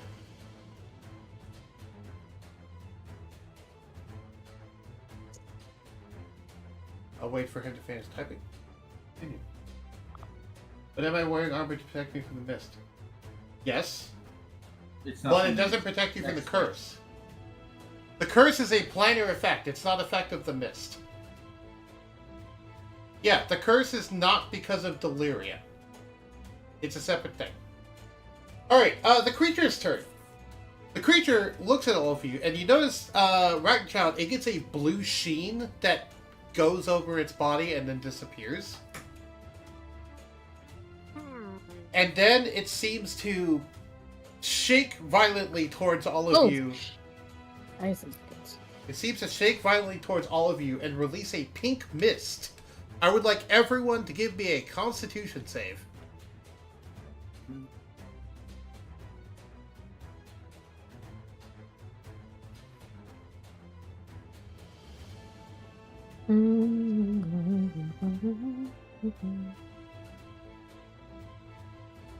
Alright. Locksmith passed. Ragchild passed. Rowdark start, and I'll roll for Shadow. Also, roll for your Dryads, Surtur. Yep. And since they're not character sheets, I'll need to roll it manually. Fuck. I can't see how much they have. Let me give me 2 skins. You can go to the sheet. I can't open their sheet. Oh, now you're slowly loading. Okay. What are you talking Okay, about? plus. Oh, right, yeah. You can see that. Surtur, let me fix that for you. Here you Okay, go. 1 gear and a... Here you go, Surtur. Now you can look at their sheet. Okay. Okay, I'm assuming they had magic resistance. I didn't want to bother asking it. go If check. not, just take the first one. Go check. Well, I think... No, I know they have magic resistance. I don't know if it applies here. I was Mhm. assuming yes. Okay, good. Alright, so everyone passed except for Linda and Rattle. Linda and Rattle failed. Because it was a DC 20 check. So, Linda and Rattle, both of you feel this pink mist can break. What? Yeah, 3 of the Dryads failed. Let me get my pins. What do you mean 3 of the Dryads failed? It's not a plus. I didn't know how to roll with advantage without having access to the character sheet. Oh, fair enough. So, for everyone that had this happen, they feel the pink mist go into their body and get breathed in, and then sharply rip out of their body, and it feels like the mist retracts and takes a piece of your soul with it. You feel drained. So Linda just cries because she's a kid, so she cries. yeah, all of you are hit with a debuff of. So, what you're all hit with a debuff. The only one that actually matters is -2 strength, which means all of your attacks will be dealing 2 less damage, regardless of source.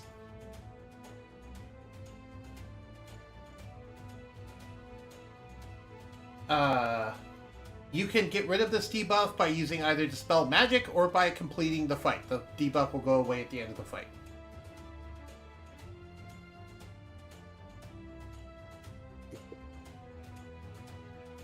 However, this attack did not seem to deal any actual damage, and the creature has ended their turn. It just lowered your ability to... No, because this is a magical ability, this is not a spell. So counter spell would not work. Alright, the Dragon Hunter looks at this, goes, we don't have time for this, you're in the way, and he launches himself at this enemy. He has Ascender's Bane, so he can only do so much. But he is, Actually, no, he doesn't launch himself at the enemy. He, pulls out his bow with purple worm poison on it and just aims and fires at this thing. Mm. And because he has an ally within 5 feet, he gets sneak attack. Ooh. I forget. Can you use Divine Smite on a ranged attack?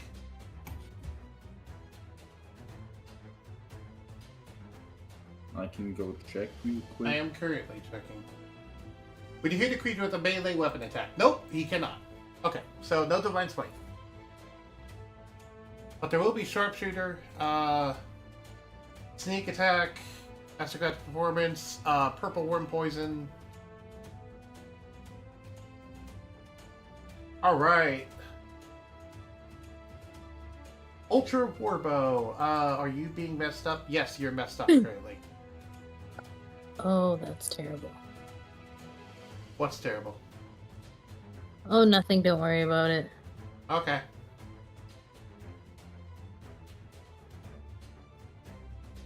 Alright.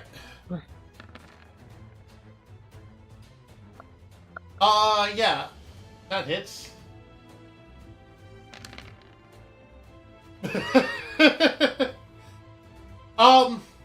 Yeah.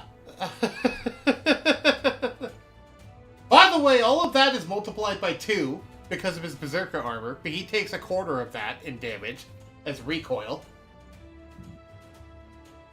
Mm-hmm. Which, assuming the creature takes assuming the creature survives the purple worm, fails the save on the purple worm poison. Bleh. Which it does. Okay. So, no, because we still need to apply resistances and stuff, Rattle. So let me do the math real quick. So, okay, it has, so from the piercing, it only takes 4, it's 14 doubles, so it's 28 from the piercing. Yeah. For the acid, it is, does Delirium have resistance to acid? This is one of those damage types that rarely comes up.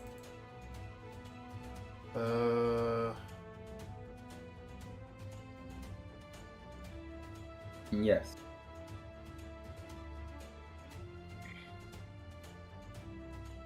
Resistance acid, yes.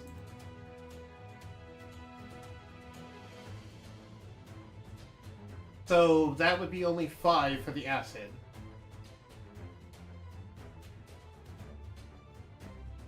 Uh, 28 plus 5 plus stopping the timer temporarily because I'm doing math.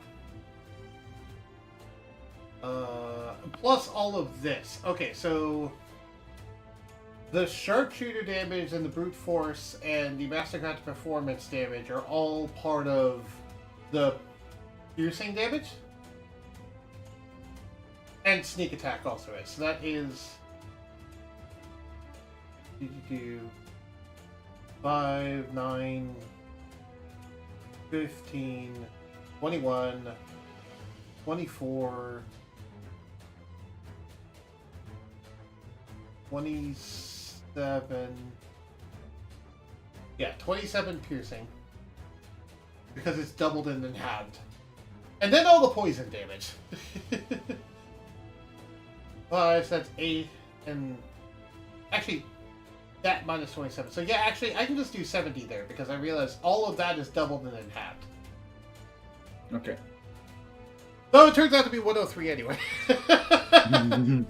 Because all of it is basically getting doubled and halved. Actually, no, because it is 100. No, it's 92, because of its, the blue sheen thing and then the damage reduction. So it took 92 damage from that. Ugh. Which definitely put a large dent in this thing. He basically punched a hole through it about the size of a baseball, through one end out the back. And you see that the shell is mostly hollow. Though there is some guts of this creature that got ripped out of the creature, but because of its delirium constitution, it still seems to be alive, though it is most definitely bloodied. It's not doing super well as we enter Rattle Darkstar's turn. Now you won't have a Sender's Bane, Rattle, so... Go ham. Go ham. It's also seemingly on its deathbed. What's the timer at? Currently 10 minutes. Okay. If it is very bloodied, so it has less than 1/3 HP left. That's all you know.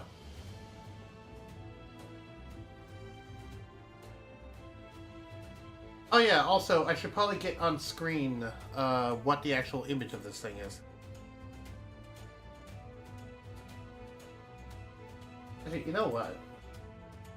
Also, I had the on-break thing on screen, damn it. I should have taken on-break out a while ago.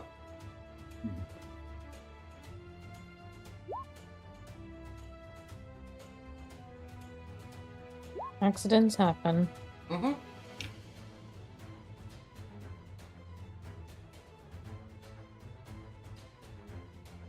I'm here and I'm listening and I'm full attention. I'm just trying to fucking get some stuff out. Yeah. I realized that Linda's not on the initiative order, actually. So when Ragdoll next gets Yeah, their because turn... Sorry, go ahead. Because you don't ever really put Linda on there, and I never understood why. But then again, I remember you always telling me you only thought of her, you never thought of her as a player, and you always thought of her as like a NPC, and it's like, no, she's a player. Right. Well, okay. Next time Ragdoll gets a turn, if she ends up getting a turn, Linda will get 2 turns. Because I'll have her go at the same time as Ragna. Yeah, because those times when I couldn't, Ragna just Ice Storm. took, and because Linda, like, remember when I wasn't away and I asked Yes. Ragna to... We're on a timer, dear. We can't do story time right now. Okay, if we... I'm not doing story time, you just didn't let me finish talking. How much damage does Ice Storm do? Right, we're on a timer. If we're on a timer, I'm going to start cutting people off. I'm sorry. Yeah. Anyway, a hail of rock and ice pounds must take bludgeoning damage and take 2d8 bludgeoning and 46 cold. Okay, roll damage for Ice Storm. Alright, that's 23, divide that in half, and then minus that. Okay, so it takes about 8 damage, and it must make a dex save, and, hailstones turn the area affecting difficult terrain. Okay, so, it is hit by the attack, and it takes damage.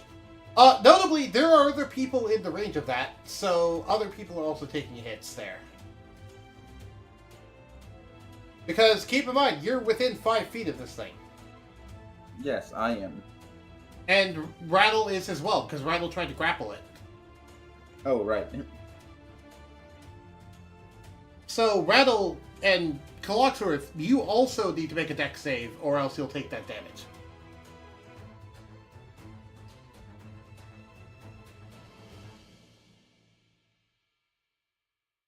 Alright, you fail your own dex save, and Clocksworth fails a dex. 2.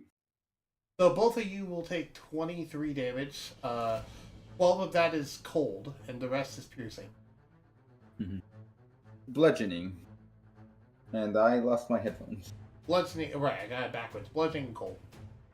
Means this thing actually... which means that the delirium creature took more because it's bludgeoning. Yeah, I forgot about that. So it actually took a little bit more. It's still not dead, though. That's the important part.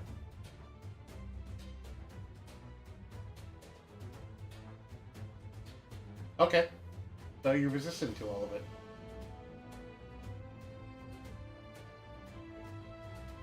Anyway, anything else on your turn, Rattle? Yeah. No. Otherwise, I am going to Ragnchild's turn and Linda's turn. Unless there's anything else for you to do on your turn. 7 minutes on the clock.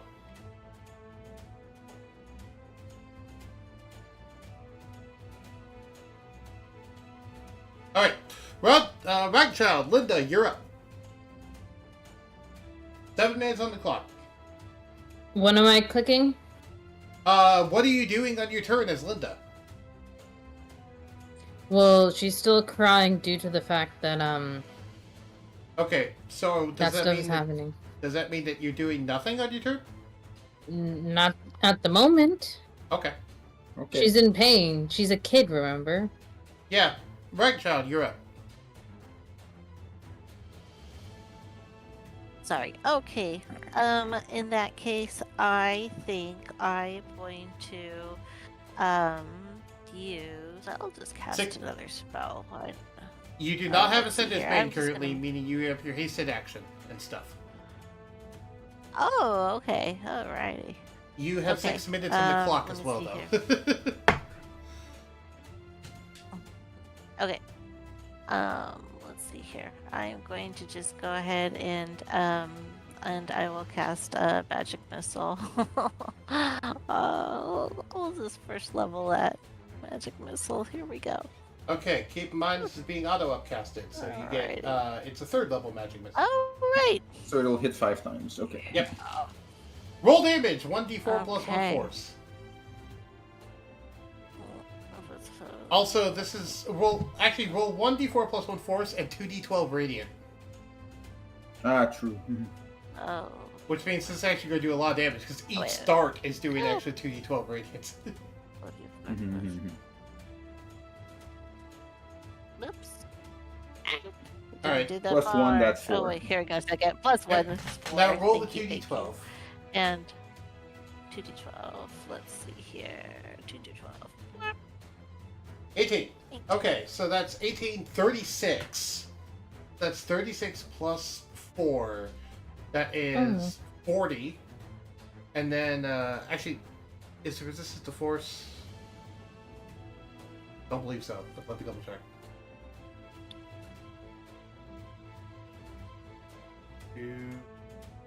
No, it is not resistant to force. So yeah, that's 40. That's 40 per dart. So you see these shining blue darts come out of Ragnar's body towards this thing. As what happens? You utterly destroy this thing with these darts. How do you want it to happen? Oh my god. Ah! I'll just all of them just hone in on this thing So they just all pummel it. Just... So yes. I'll describe the scene. You see these 5 darts come at the thing, and instead of impacting it, they form into 5 separate people that all start shit stomping it into the ground. Just 5 astral people just stomping it with their feet into the ground as you not only kill it, you pulverize it to dust. Oh my. Because I want to point out the amount of Perfect damage you did. points. The amount of damage you did with that attack would have killed it from full health. Oh Alright, my can we go now? lordy. Yes, I stopped the timer when I did that script. Okay. Sorry. Yeah, it became a dartboard. Now that the timer is stopped, anyone wants to say something? Sorry if that was mean earlier. Yeah. I was getting really worried about the timer, and I probably sounded way more mean than I usually do. Like, I will cut people off. Yeah. It's okay. We were on a stressful timer. Anyway. Yeah, anything else anyone else wants to say, or shall we continue? We can keep going. Diana, is there anything you wanted to say about Linda or anything? Nope. Okay. I just want to make sure before we continue. I want to give you an opportunity to talk, because I want to make sure you're included.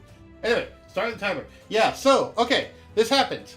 By your best estimation, if anyone here has the keen mind feat, I'm not going to bother to look it up, you're able to tell that you probably have around 4 minutes left to get out of this place. And you are allowed to go down. So the only floor down below this one is Niao. You go to see Niao. I mean, the exit is there, so yes. Alright. So, all of you make your way down to Niao. Niao is sitting in her normal chamber, except her eyes are closed at this point. And she seems to be sleeping. Okay. Do you just run through the room to the exit, or do you try and alert Niao? 3 minutes on the clock. Isn't Niao like some try to- sort of resurrection-related being? I'm sure she'll be fine. She was stated to be a demigod. Yeah, she'll be fine. Yeah, best not to bother her. Oh, okay, all right then. Ragnarchild, would you like to try and alert her? I just, as we pass by, I'm just gonna like bonk her with my stick and be like, "Hey, you, wake up! You gotta get out of here! Come on!" Alright, so, Rattle Darkstar and Clocksworth, both of you run out of this area. Ragnarchild stays behind to try and contact Meow. So, I will describe it for you two. So, as you both run out, you see Zokarai by the side of the actual spire, kneeling down in front of what looks to be a square device of some kind with a timer on it that he has attached to the bottom of the spire. And the timer reads currently 2 minutes and 18 seconds. Ragnarchild, while you're inside of there talking to them, Meow starts to wake up slowly, look at you, and grumble, "Why have you awoken my slumber?" Because that guy, this place is gonna explode! Meow, we gotta get out of here! Come on! My place is in this spire. I cannot leave. Well, suit yourself. Okay. Well, it was nice knowing you. Goodbye. I don't know. Goodbye. I'm gonna run out. And good Linda luck. runs back and scoops up the meow guy and just runs out. Because, you know, with her frying pan. Meow is a 100-foot wide whale. Yeah, I know. Linda's not that strong. How do you know? Because Linda can't lift 100 tons. Again, how do you know? Because she's Because a you noble. probably need like a strength of 100 to do that. No, because she's a noble character and not Yukari. You can't get away with that with people that aren't Yukari. Also, I know that because I'm the fucking dungeon master. What are you talking about? Are you questioning God? Who's God? You're not God. Even Yukari would tell you, you're not fucking God. Stop it. You have a God complex, but you're not God. I don't have a God complex. I'm just making the point that no, Linda is not scooping this thing. I like to think that she tries and fails. But anyway. No, like I was thinking she shrinks him and then puts him in a... like there's a way she shrinks him and then she puts him in a thing. Nope. Like, you know, like a... But... The shrinking, Niao would... Like a potion, like, type. Yes, I know what you mean, dear. No, Niao would prevent the shrinking effect from working. Oh, okay. Now, can we please move on with this? Yeah. Anyway, so, Linda goes to do that. Ragnchild, do you try and go scoop up Linda? Also, apologies if I yelled. I have a hard What? time hearing myself with these Not headphones. talking. Gordon, what the heck are you doing? Come on, let's go, let's go. Leave him. He's a whale. She. Hey. Oh, sorry, Neil. I keep forgetting. She's a whale. Come on, Linda, let's go. And she chuckles as you leave and you go away. And Linda's trying to grab her, but failing. As you all No, run... Linda just leaves with Regna Child. Okay. As you all She run out doesn't- of the she building... Sorry, what were you saying? Nothing. Okay. As you all run out of the building, you see that there is 1 minute 30 seconds left on the timer, and Zokurai turns to all of you and says, "Yeah, you run all the way back to the ship. You're gonna need to get as far away as possible from here." And then he teleports away. Okay. So, how far do you think you can get in a minute and 30 seconds all the way back to the ship? Because the ship is currently sitting 1 mile away. I'm hasted. Can I, Yeah, let's actually just analyze your speeds here. So, a turn is 6 seconds. How far can each of you move in a turn without the Ascender's Bane nonsense?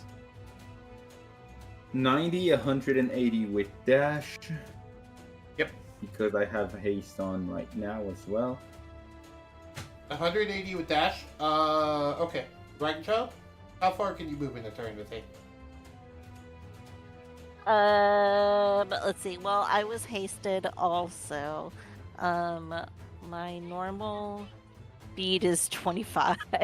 Which means that it's 25. doubled for 50, and you can dash twice, so that's 150 per turn.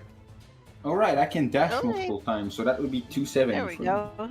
So Ragchild is 150, Clocksworth says 270. Clocksworth, do you try to pick up a Ragnachild to carry her? Actually, wait, no, you're Yeah. small. Never mind. Yeah, I'm the same size as Ragnar, so I'm not sure if I can. Rattle, what's your speed? I'll crush you like a bug. Rattle, what's your speed?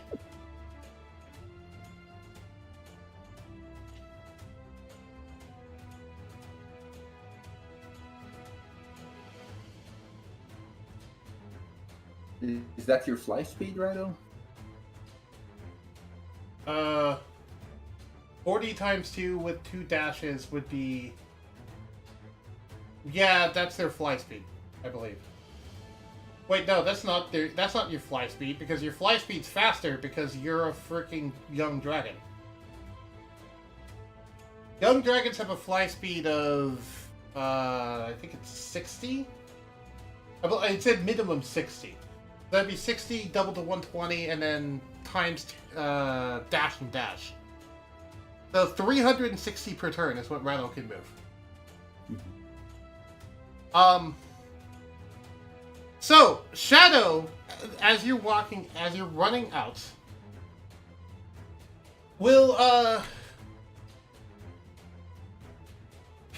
as you're running out, sees you two hobbling along. He just kind of, as he's running past both of you, he grabs you both by your necks, lifts you up, tosses you onto his back, and keeps running. I will have him make an acrobatics check to see if he can successfully do that. Both of you give me acrobatics checks. Okay. You got 19. That's 16. That's 6. Okay. So, Clocksworth, I'm going to need you to give me a dex save to not fall off. As he is running at top speed. Okay, you're fine. You managed to stay on him, but because like you didn't get a good foothold at first, so he's just like holding on to his shoulder for dear life. That's a funny scene. Yeah, as this dude is booking it because he has a base speed of 60, and then he drank a potion of haste, so it went up to 120, and then he, because of his armor, he gets, if I remember correctly, is it additional actions or is it additional attacks? Let me check. Yeah, he gets additional actions. So yeah, he is running at... Shadow picked them up and is just booking it across the land. To try and go as fast as he can, because he is a large creature and they are two small creatures. So he just picked them up and is booking it. And I'm currently calculating his speed. That is 120, 360, 480 per turn. Not counting action surge. Except, wait a minute, I know something even faster, and Clocksworth knows what that is too. He doesn't run. He picks both of you up, scoops you up, and then jumps towards the ship. And Ragnarchild, I'm gonna have you make a dex save. And Linda, actually, Linda will be okay. But I'll have Rattle make one. Not Rattle, sorry, Ragnar. Where would Linda... You're right, where would Linda be? I assume in Ragnarchild's bag. Oh, is she? Oh. I would assume so, because otherwise she might be whizzed off. As this dude leaps, and he just fucking, like, shoots like a bullet with how fast he's jumping. As... Because, would you like an idea of how far this dude can jump? Sure. Do I have the number written down? That's always an interesting sentence. Of when I did the math on this guy. Oh wait, I know where I have it written down. Notepad. Get in here. Notepad++. Mm-hmm. Do I still have the Young Dragon Hunter sheet in here? No, I don't. Let me open it up. It actually doesn't matter, but if I remember correctly, last time I clocked it, he can move about 2,000 feet in one turn just by jumping. What? Oh my god. Because he has something like a Wow. times 54 to his jump length. Because of all the magic items he has. Because he has like a thing that gives him a times 3, a thing that gives him a times 3, a thing that gives him a times 2, a thing that gives him a times 6. Yeah, he has a bunch of stuff. I'm not going to do the exact math, but the point is, he's actually able to make it all the way to the boat in that time. But with a good margin on top of it. Yeah. However, because he's going so fast, I'm actually going to have you all take falling damage when he actually hits the ground. I mean, he's probably taking falling damage too, unless he has like complete immunity to non-magical bludgeoning. Right, which he does not, if I remember correctly. Let me check. No, he does not have immunity to non-magical bludgeoning. He does, yeah, he does not have that. So, go ahead and give me another dexterity save, Ragnarchild and Clocksworth. And Linda, you go ahead and give me a dex save as well for this one. Alright, Ragnarchild, you're fine. Clocksworth, you're fine. Linda. double force, nice. Nice.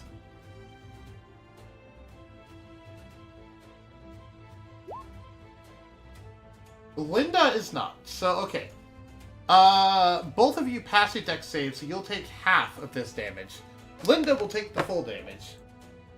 As you all take...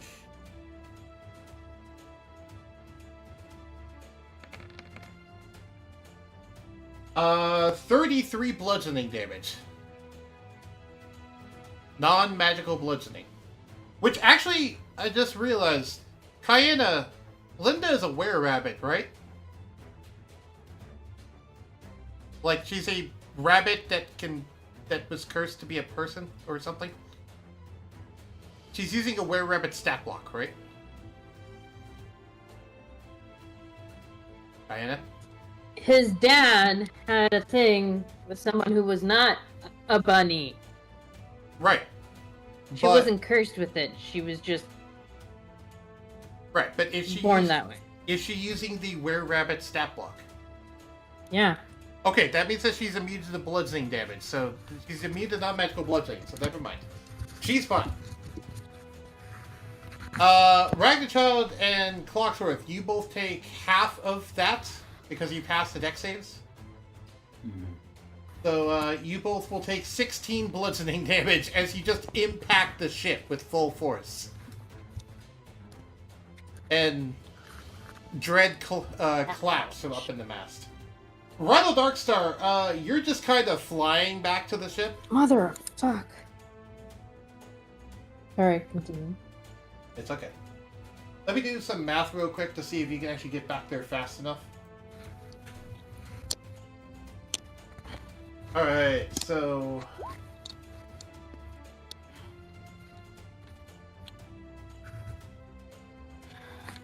You have roughly 21 and a half turns. So then if we multiply that by your maximum speed, which was 360...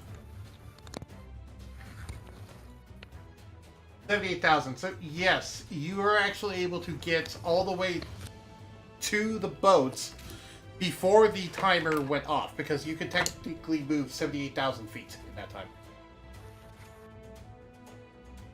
Oh wait, yeah, no. Oh wait, no, I did that slightly wrong. 7,800 feet. Sorry, not 78,000. I had an extra zero. I shouldn't have had. Okay. What's the con save for? Concentration. Oh, right. Shadow himself automatically is considered to fail the save, and I'm going to have Shadow make a wisdom save. You know why. I know, I don't know if they know. Okay, he passes. Thank God. For a reminder, the reason why I take a wisdom save is the Berserker armor, whenever he takes damage, has the potential chance to make him go berserk. And start attacking everything around him. Thankfully, he controlled himself enough that that didn't happen. This time. This time. Oh wait, no. He does not have negative...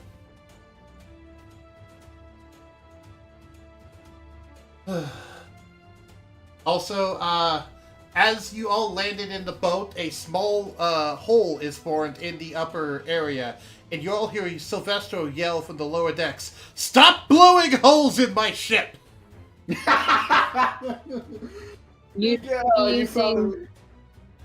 Go ahead. Never mind. Okay. I'm glad you found a way to put the Pirates of the Caribbean quote. Yeah.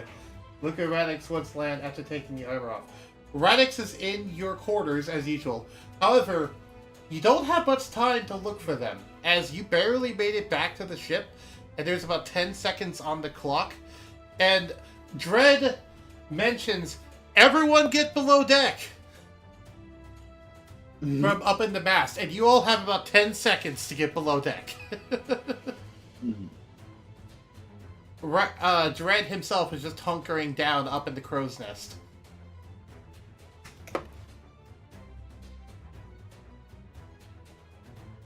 Also, the entire time this is going on, by the way, Clocksworth, you find yourself wanting to follow Red Darkstar because of the construct that he has.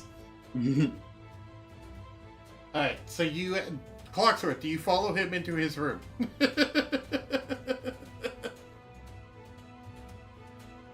Fuck it, I'll let the fucking dice decide.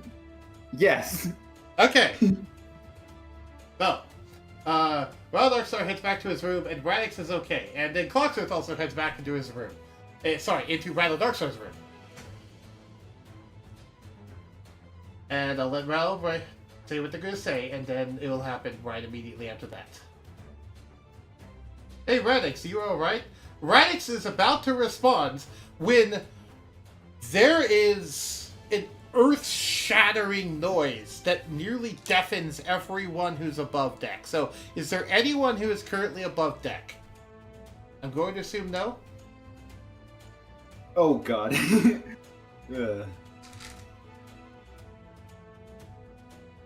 I didn't think of the Dryad, so I'm assuming they're just in the fucking blast radius now.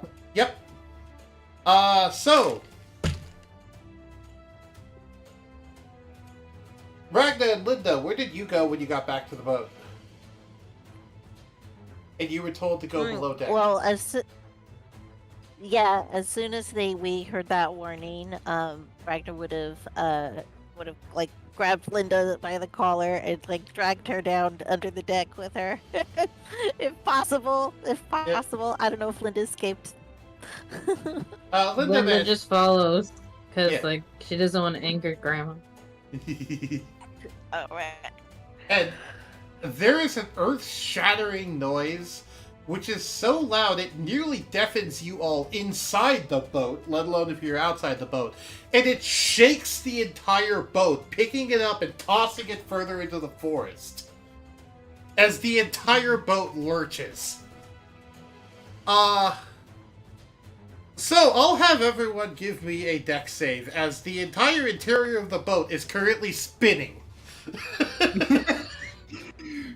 The goddamn airship is spinning like a goddamn Beyblade. Okay. It's barrel rolling currently.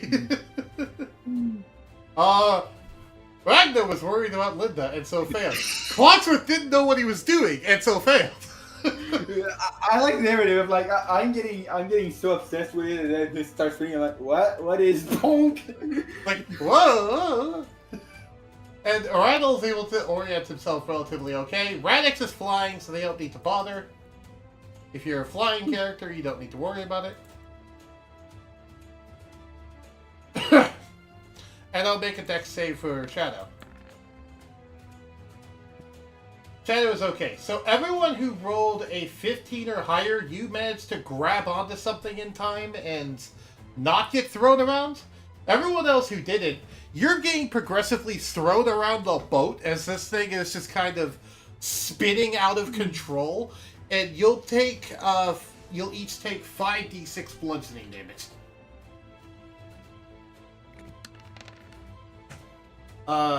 20. You'll each take 20 bludgeoning damage for each being Clocksworth and Ragnar. Which, by the way, I want to point out, Ragnar, all of this bludgeoning to you is doubled because of your Aetherium. Because your Aetherium is weak Oh, against no. bludgeoning. So I'm taking 40 points of damage. Yeah. That's a good point. Clocksworth, give me a constitution. Actually, either Constitution or Wisdom. Which would you prefer for your save? Wisdom? Why? Give me a Wisdom save then. Because we're seeing, Raldarsa point out you might have gotten knocked unconscious in their room. Wait, was it a magical effect? I was thinking it was because the thing was moving or something. No, so... it's because of the thing was moving. Okay. However, That's not roll me a D100, Clocksworth, because there's a random effect that might happen as a result of this. Mm-hmm. 81. I will DM you something.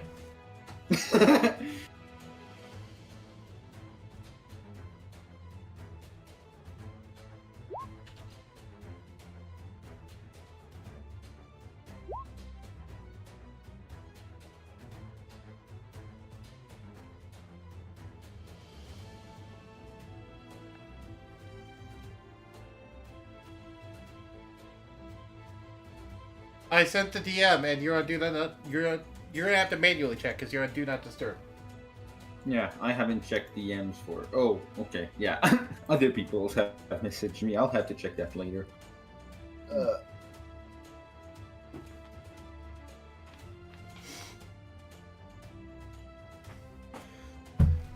Hopefully, you understand why I asked that question. Okay.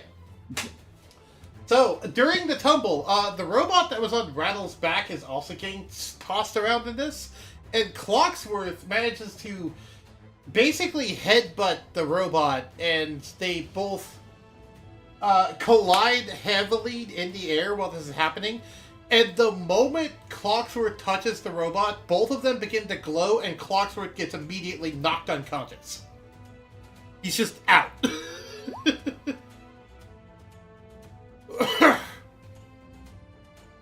What was that about? Oh no! I don't think you can Clocksworth. see what's happening. Ragnar, you don't know What's that's happening. What do you mean? It's it. Ragnar, you're in your I had a room. currently. premonition. Ah, okay, fair enough. I I saw it through the walls. I can Okay, see the yeah. future. Oh, I didn't think of the Dragon Ball thing. Anyway, yeah, Randall, he's been knocked unconscious again. This is like, what, the 4th time this week? This week? Yeah, it was at least twice this week. I think he needs a helmet, because if he doesn't wear a helmet, he's just gonna keep hitting his head, and it's not gonna be really good for his, memory. His memory is already shit, so I agree with that. He needs a helmet! Someone get him a helmet! Oh, look, a bucket! Can we use a bucket?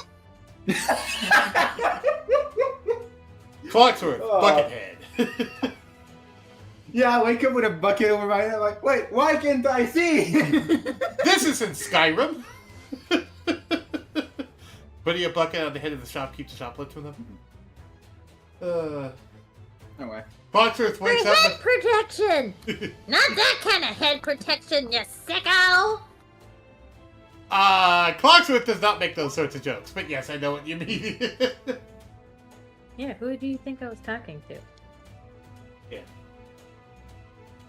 Would take Clocksworth and the magnet thing to the med bay. Okay, but you don't quite have time right now, Reynold, because the boat has now come to rest deep into the forest, but it's upside down. So currently, the entire ship is upside down, and all the rooms are upside down. By the way, the furniture inside of your guys' room and stuff is getting tossed around too, so your rooms are all messed up. The wardrobes are on the ceiling, the beds are on the wall, your bed sheets are everywhere. It's a big old mess. Good question, does that mean we have to sleep on the wall like Dracula?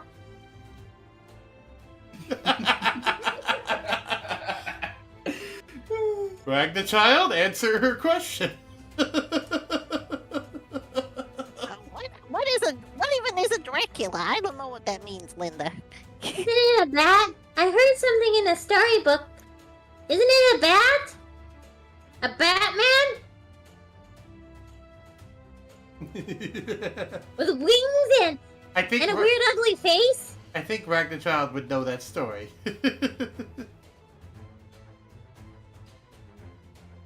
Oh boy, Linda. I don't know. We gotta figure out. We gotta figure out what's going on. Now that we've come to a rest. Oh, I like to think that in my world there is canonically a children's storybook version of the story of like Barovia or the Curse of Strahd campaign, but like as a kid's story.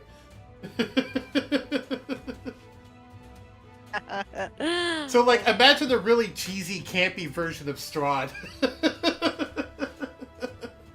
Anyway. yeah. Great, you trapped inside. Yes. Silvestro says, all of you, look outside. And then he motions for you to all go to the side of the ship, to the where the cannon ports usually are. Though the cannons are currently on the ceiling. I'm assuming I am not going outside at the moment. No, you are knocked unconscious. Would you like... We could talk about what's going on with you. Actually, do you want to resolve that this stream, or do you want to resolve that after this stream? Depends what time it is. It's a very it seems like to be like a very individual thing. So I guess we'll see what time is it when the more group thing is over. It is currently 2.5 hours into the stream, and it's about 3:05 p.m. So we're actually starting to wrap up the stream in about anywhere in an hour. So we will probably resolve that off camera and then talk about what happened on camera next time. Okay. When you wake up again. The only thing I will point out for Ral Darkstar is that it feels like Clocksworth and the Defect are now glued together and cannot be separated. Like, you try to physically pull them apart, and they physically cannot be pulled apart right now. Why is So I Clocksworth guess- made like a robot? I did not hear what she said. I heard something robot. Sorry. Why is Clocksworth making out with a robot?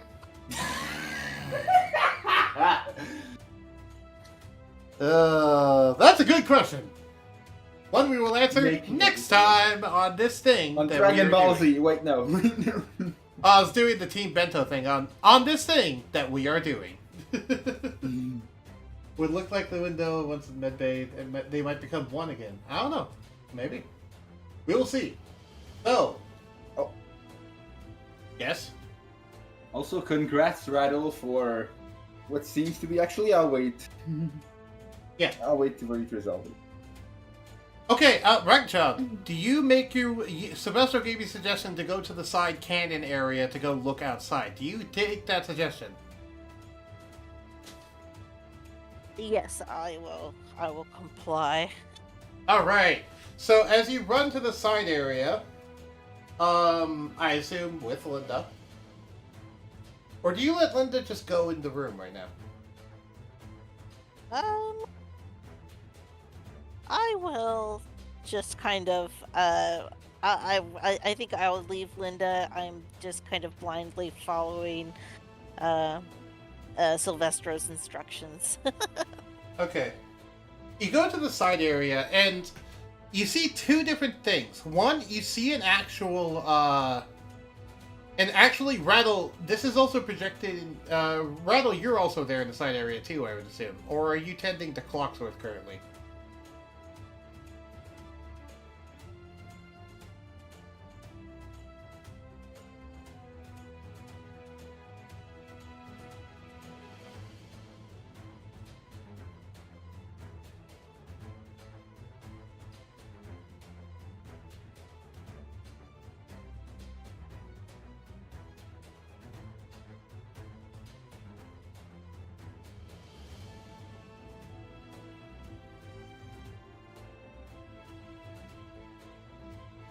I am looking since Clocksworth, the other beings on the upside down beds. Okay, yeah. So, all of you look outside, and you're able to see that there is, the spire is gone. Like, there is a massive 1 mile wide crater. Like, the crater's got much bigger. There's now a 1 mile wide crater. The entirety of the spire is now gone. There seems to be a giant pulsing ball of energy coming out from the bottom of the actual crater. Though you can't properly see it, because the crater goes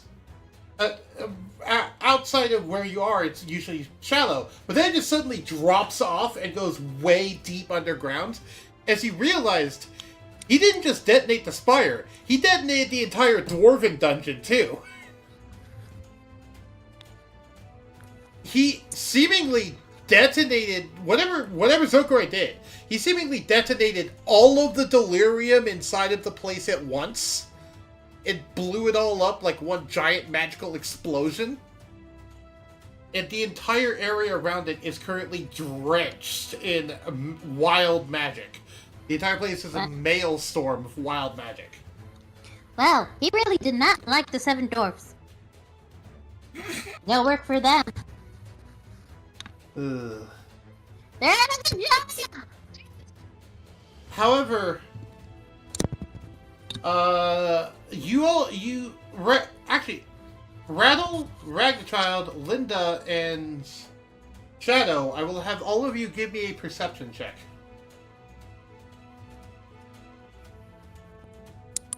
Also, what are your initial reactions to just seeing the spire being gone and a massive crater there?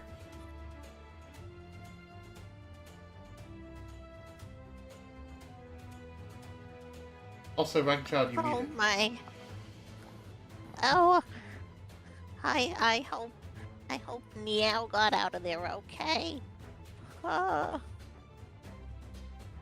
You hear mechanical, a great pulsing, what sounds like a heartbeat from the bottom of the spire, as well as great mechanical grinding and creasing noises coming from the center there, and the cries of a whale.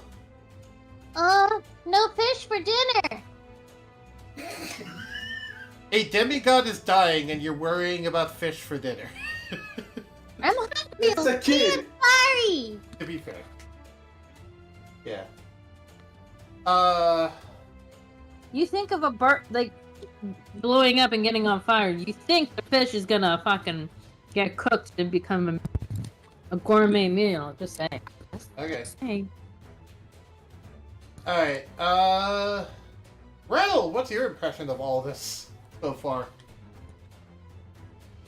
Also, I will say, actually, so everyone who got a 20 or higher, you notice something else remarkable about this. In this giant maelstrom of wild magic going insane, and all of this going on, and the sounds coming from the center, and this giant thing, there's a lone figure walking towards the crater that looks pretty small from this far away, but you recognize that purple armor anywhere.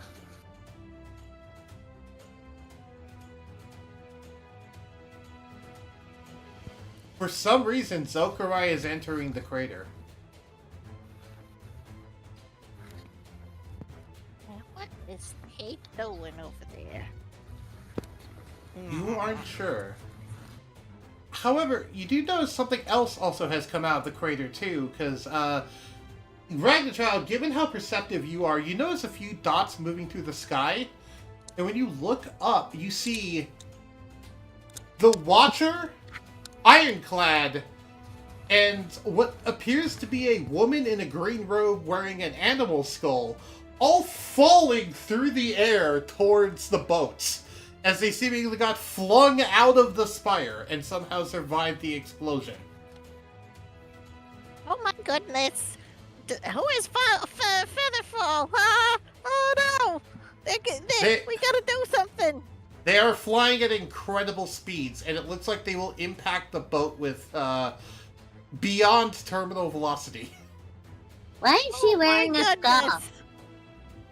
Doesn't We that gotta hurt her get head? out of here! Okay, Grab Crummy. Linda! Yeah.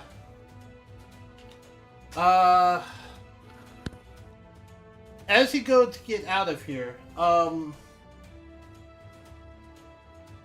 actually, and with that, I think that is a good place to call it, if we want to. You want to call But why it... isn't anybody telling me what? Why is she wearing a skull? Why is it on her head? Does it hurt? Isn't it too tight? The skulls are actually about, like, you know, the thing that goes Ow. underneath your skin. That really high-pitched hurts my ears. Sorry. It's fine for me. Actually, do you want to end this here, or do you want to resolve them impacting the boat first? We can do either. I'm fine with leaving it till next time, though. Yeah. I'm fine with leaving it here and then picking up Yeah. from here next time. That's fine with me. Yeah. Yeah. Remember, she's a curious kid, so she sees a lady with a skull on her head. She's like, what? Why is she wearing a skull? And I like to think that Shadow looks at Linda and says she won't be wearing a skull for much longer if we don't catch her. And is basically glaring at Linda to shut up, is what Shadow is reminding with. That's... Yeah, Shadow. Shadow is a no-nonsense dragon hunter that does not like children's sass. It's not sass. She literally is curious because, you know, kids are curious, so Oh, they ask, like, I all the know. questions. And Shadow has absolutely no patience for it. Wow, a lot of people hate Linda. Okay. Not a lot of people, Shadow does. No. Either way, there is one more thing I'll mention. Everyone here, and that does mean everyone, including Clocksworth, you get this tip. Oh. Everyone here gets a vision in their head of the explosion, because Silvestro happened to record it and see it himself, so you actually get to see what the explosion was. Because he didn't really get a good view of it because you're inside the boat. But, would you like me to describe the actual explosion? Sure. Because I've actually been working on this description. Ooh. Let's hear it. It starts with one small rumble. As in the first split second, a small charge, no bigger than a high-powered fireball, explodes at the bottom base of the actual tower, seemingly doing little damage.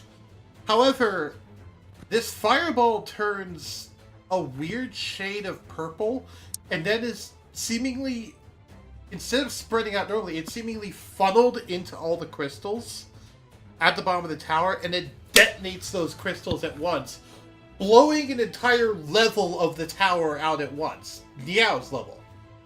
which you can see for that moment before when the level is gone, that Meow is kind of looking questioningly around, wondering what's going on, as the entire upper level then slams into the bottom level, and it just starts slowly bursting each level up and up and up and up, faster and faster and faster and faster, until most of the top levels explode at once in a chain. But it's not just doing this upwards, it's also doing this downwards, as you see that the explosion is actually going into the earth and blowing large columns of dirt up, as the dungeon that the dwarves are in is also laced with delirium and is also exploding. And you see vaporized bodies of dwarven corpses being flung into the air. All manner of treasures and relics and other sorts of knickknacks from within the dwarven dungeon and the spire are being flung out in all directions across the countryside. Most destroyed, but some intact. Perhaps those can be found later. The explosion, though, doesn't seem to just be entirely outwards, as the purple explosion actually travels up the spire and out the top, seemingly firing out the top of it like a gun, which is where you see the three characters that you know, as well as a host of monsters and various other bodies like these being flung out, including what appears to be a massive, gargantuan blue heart of some kind. A gargantuan pulsing blue and purple heart that gets blown out of the top of the spire, high into the air, along with a lot of the other characters. The heart of the ocean. Ha, ha, The heart of the spire. ha. Anyway. Ruined it. You ruined it. You ruined it, to be fair, because this is a different thing, but yeah. Anyway. Same different, just the heart. Yes. It's in the fire instead of the ocean, so ha ha. So not really. Can I continue with my explanation now? No. What do you mean, no? I'm just kidding. I'm kidding. Oh god, that reminds me of child me. that reminds me of what my parents say at the dinner table. It's like, I'm going to go up to get some water, and they're like, nope, not allowed. It's like, what? You're not allowed to go get water, and then they say, just kidding. They do that all the time. Like, oh, I dropped my spoon, I need to get it. You know better. No, you can't get your spoon. That seems like... Yeah, that sounds like me. Oh, hey, here's an actual question. What if I say no to this question when the person absolutely does not expect it? Right. Foreboding is one of the things they like to say. Anyway. So, it first appears like the explosion travels up the gun, up the actual spire like a gun, and then blows out the walls of the actual spire as the explosion goes. And it does this downwards as well. However, with this occurring, most of the actual things end up falling back into the giant crater, because the deep part of the crater is about 100 feet wide, and then the rest of the crater is over a mile wide. And your boat was a mile away, so your boat actually got picked up by the force and launched about 200 feet into the forest.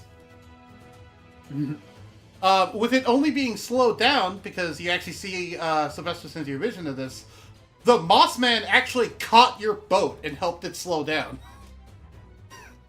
Granted, he was not strong enough to pick up your boat, but he was strong enough to slow it down. Okay. This, you can tell I prepared this ahead of time. Yeah, and Sokurai is seemingly going to the crater now and causes giant explosion, and yeah, this happens. With that, I think it's time to sign off. Thank you everybody for watching. Oh wait, before we do that, any comments on the explosion that you see? What the hell? Sokurai. My eyes. Right. What you see, you can only Someone describe. lit the firecrackers close to the house by accident and lit them all on fire in one box, so I... Yeah. What, given your semi-religious background back in childhood, what you just witnessed is what you can only describe as a biblical event. goodness. Like, Okay. this looked like God's wrath, or divine, or the goddess's wrath, Uh-huh. whatever. Like, this is crazy. Anyway. Oh my goodness. I've never seen anything like this. Right? It's just Yukari forgetting like she lost something and she don't. Just kidding. Thank you everyone for watching, if indeed you still are. And I'll talk to you all next time. Goodbye. I kid. I'm sorry if I'm annoying. Nah, you're fine. I appreciate it. The only time when it was slightly annoying was when I was doing the more serious moment, but to be fair, that I don't really care that much. I like the comedy. I crack jokes all the time.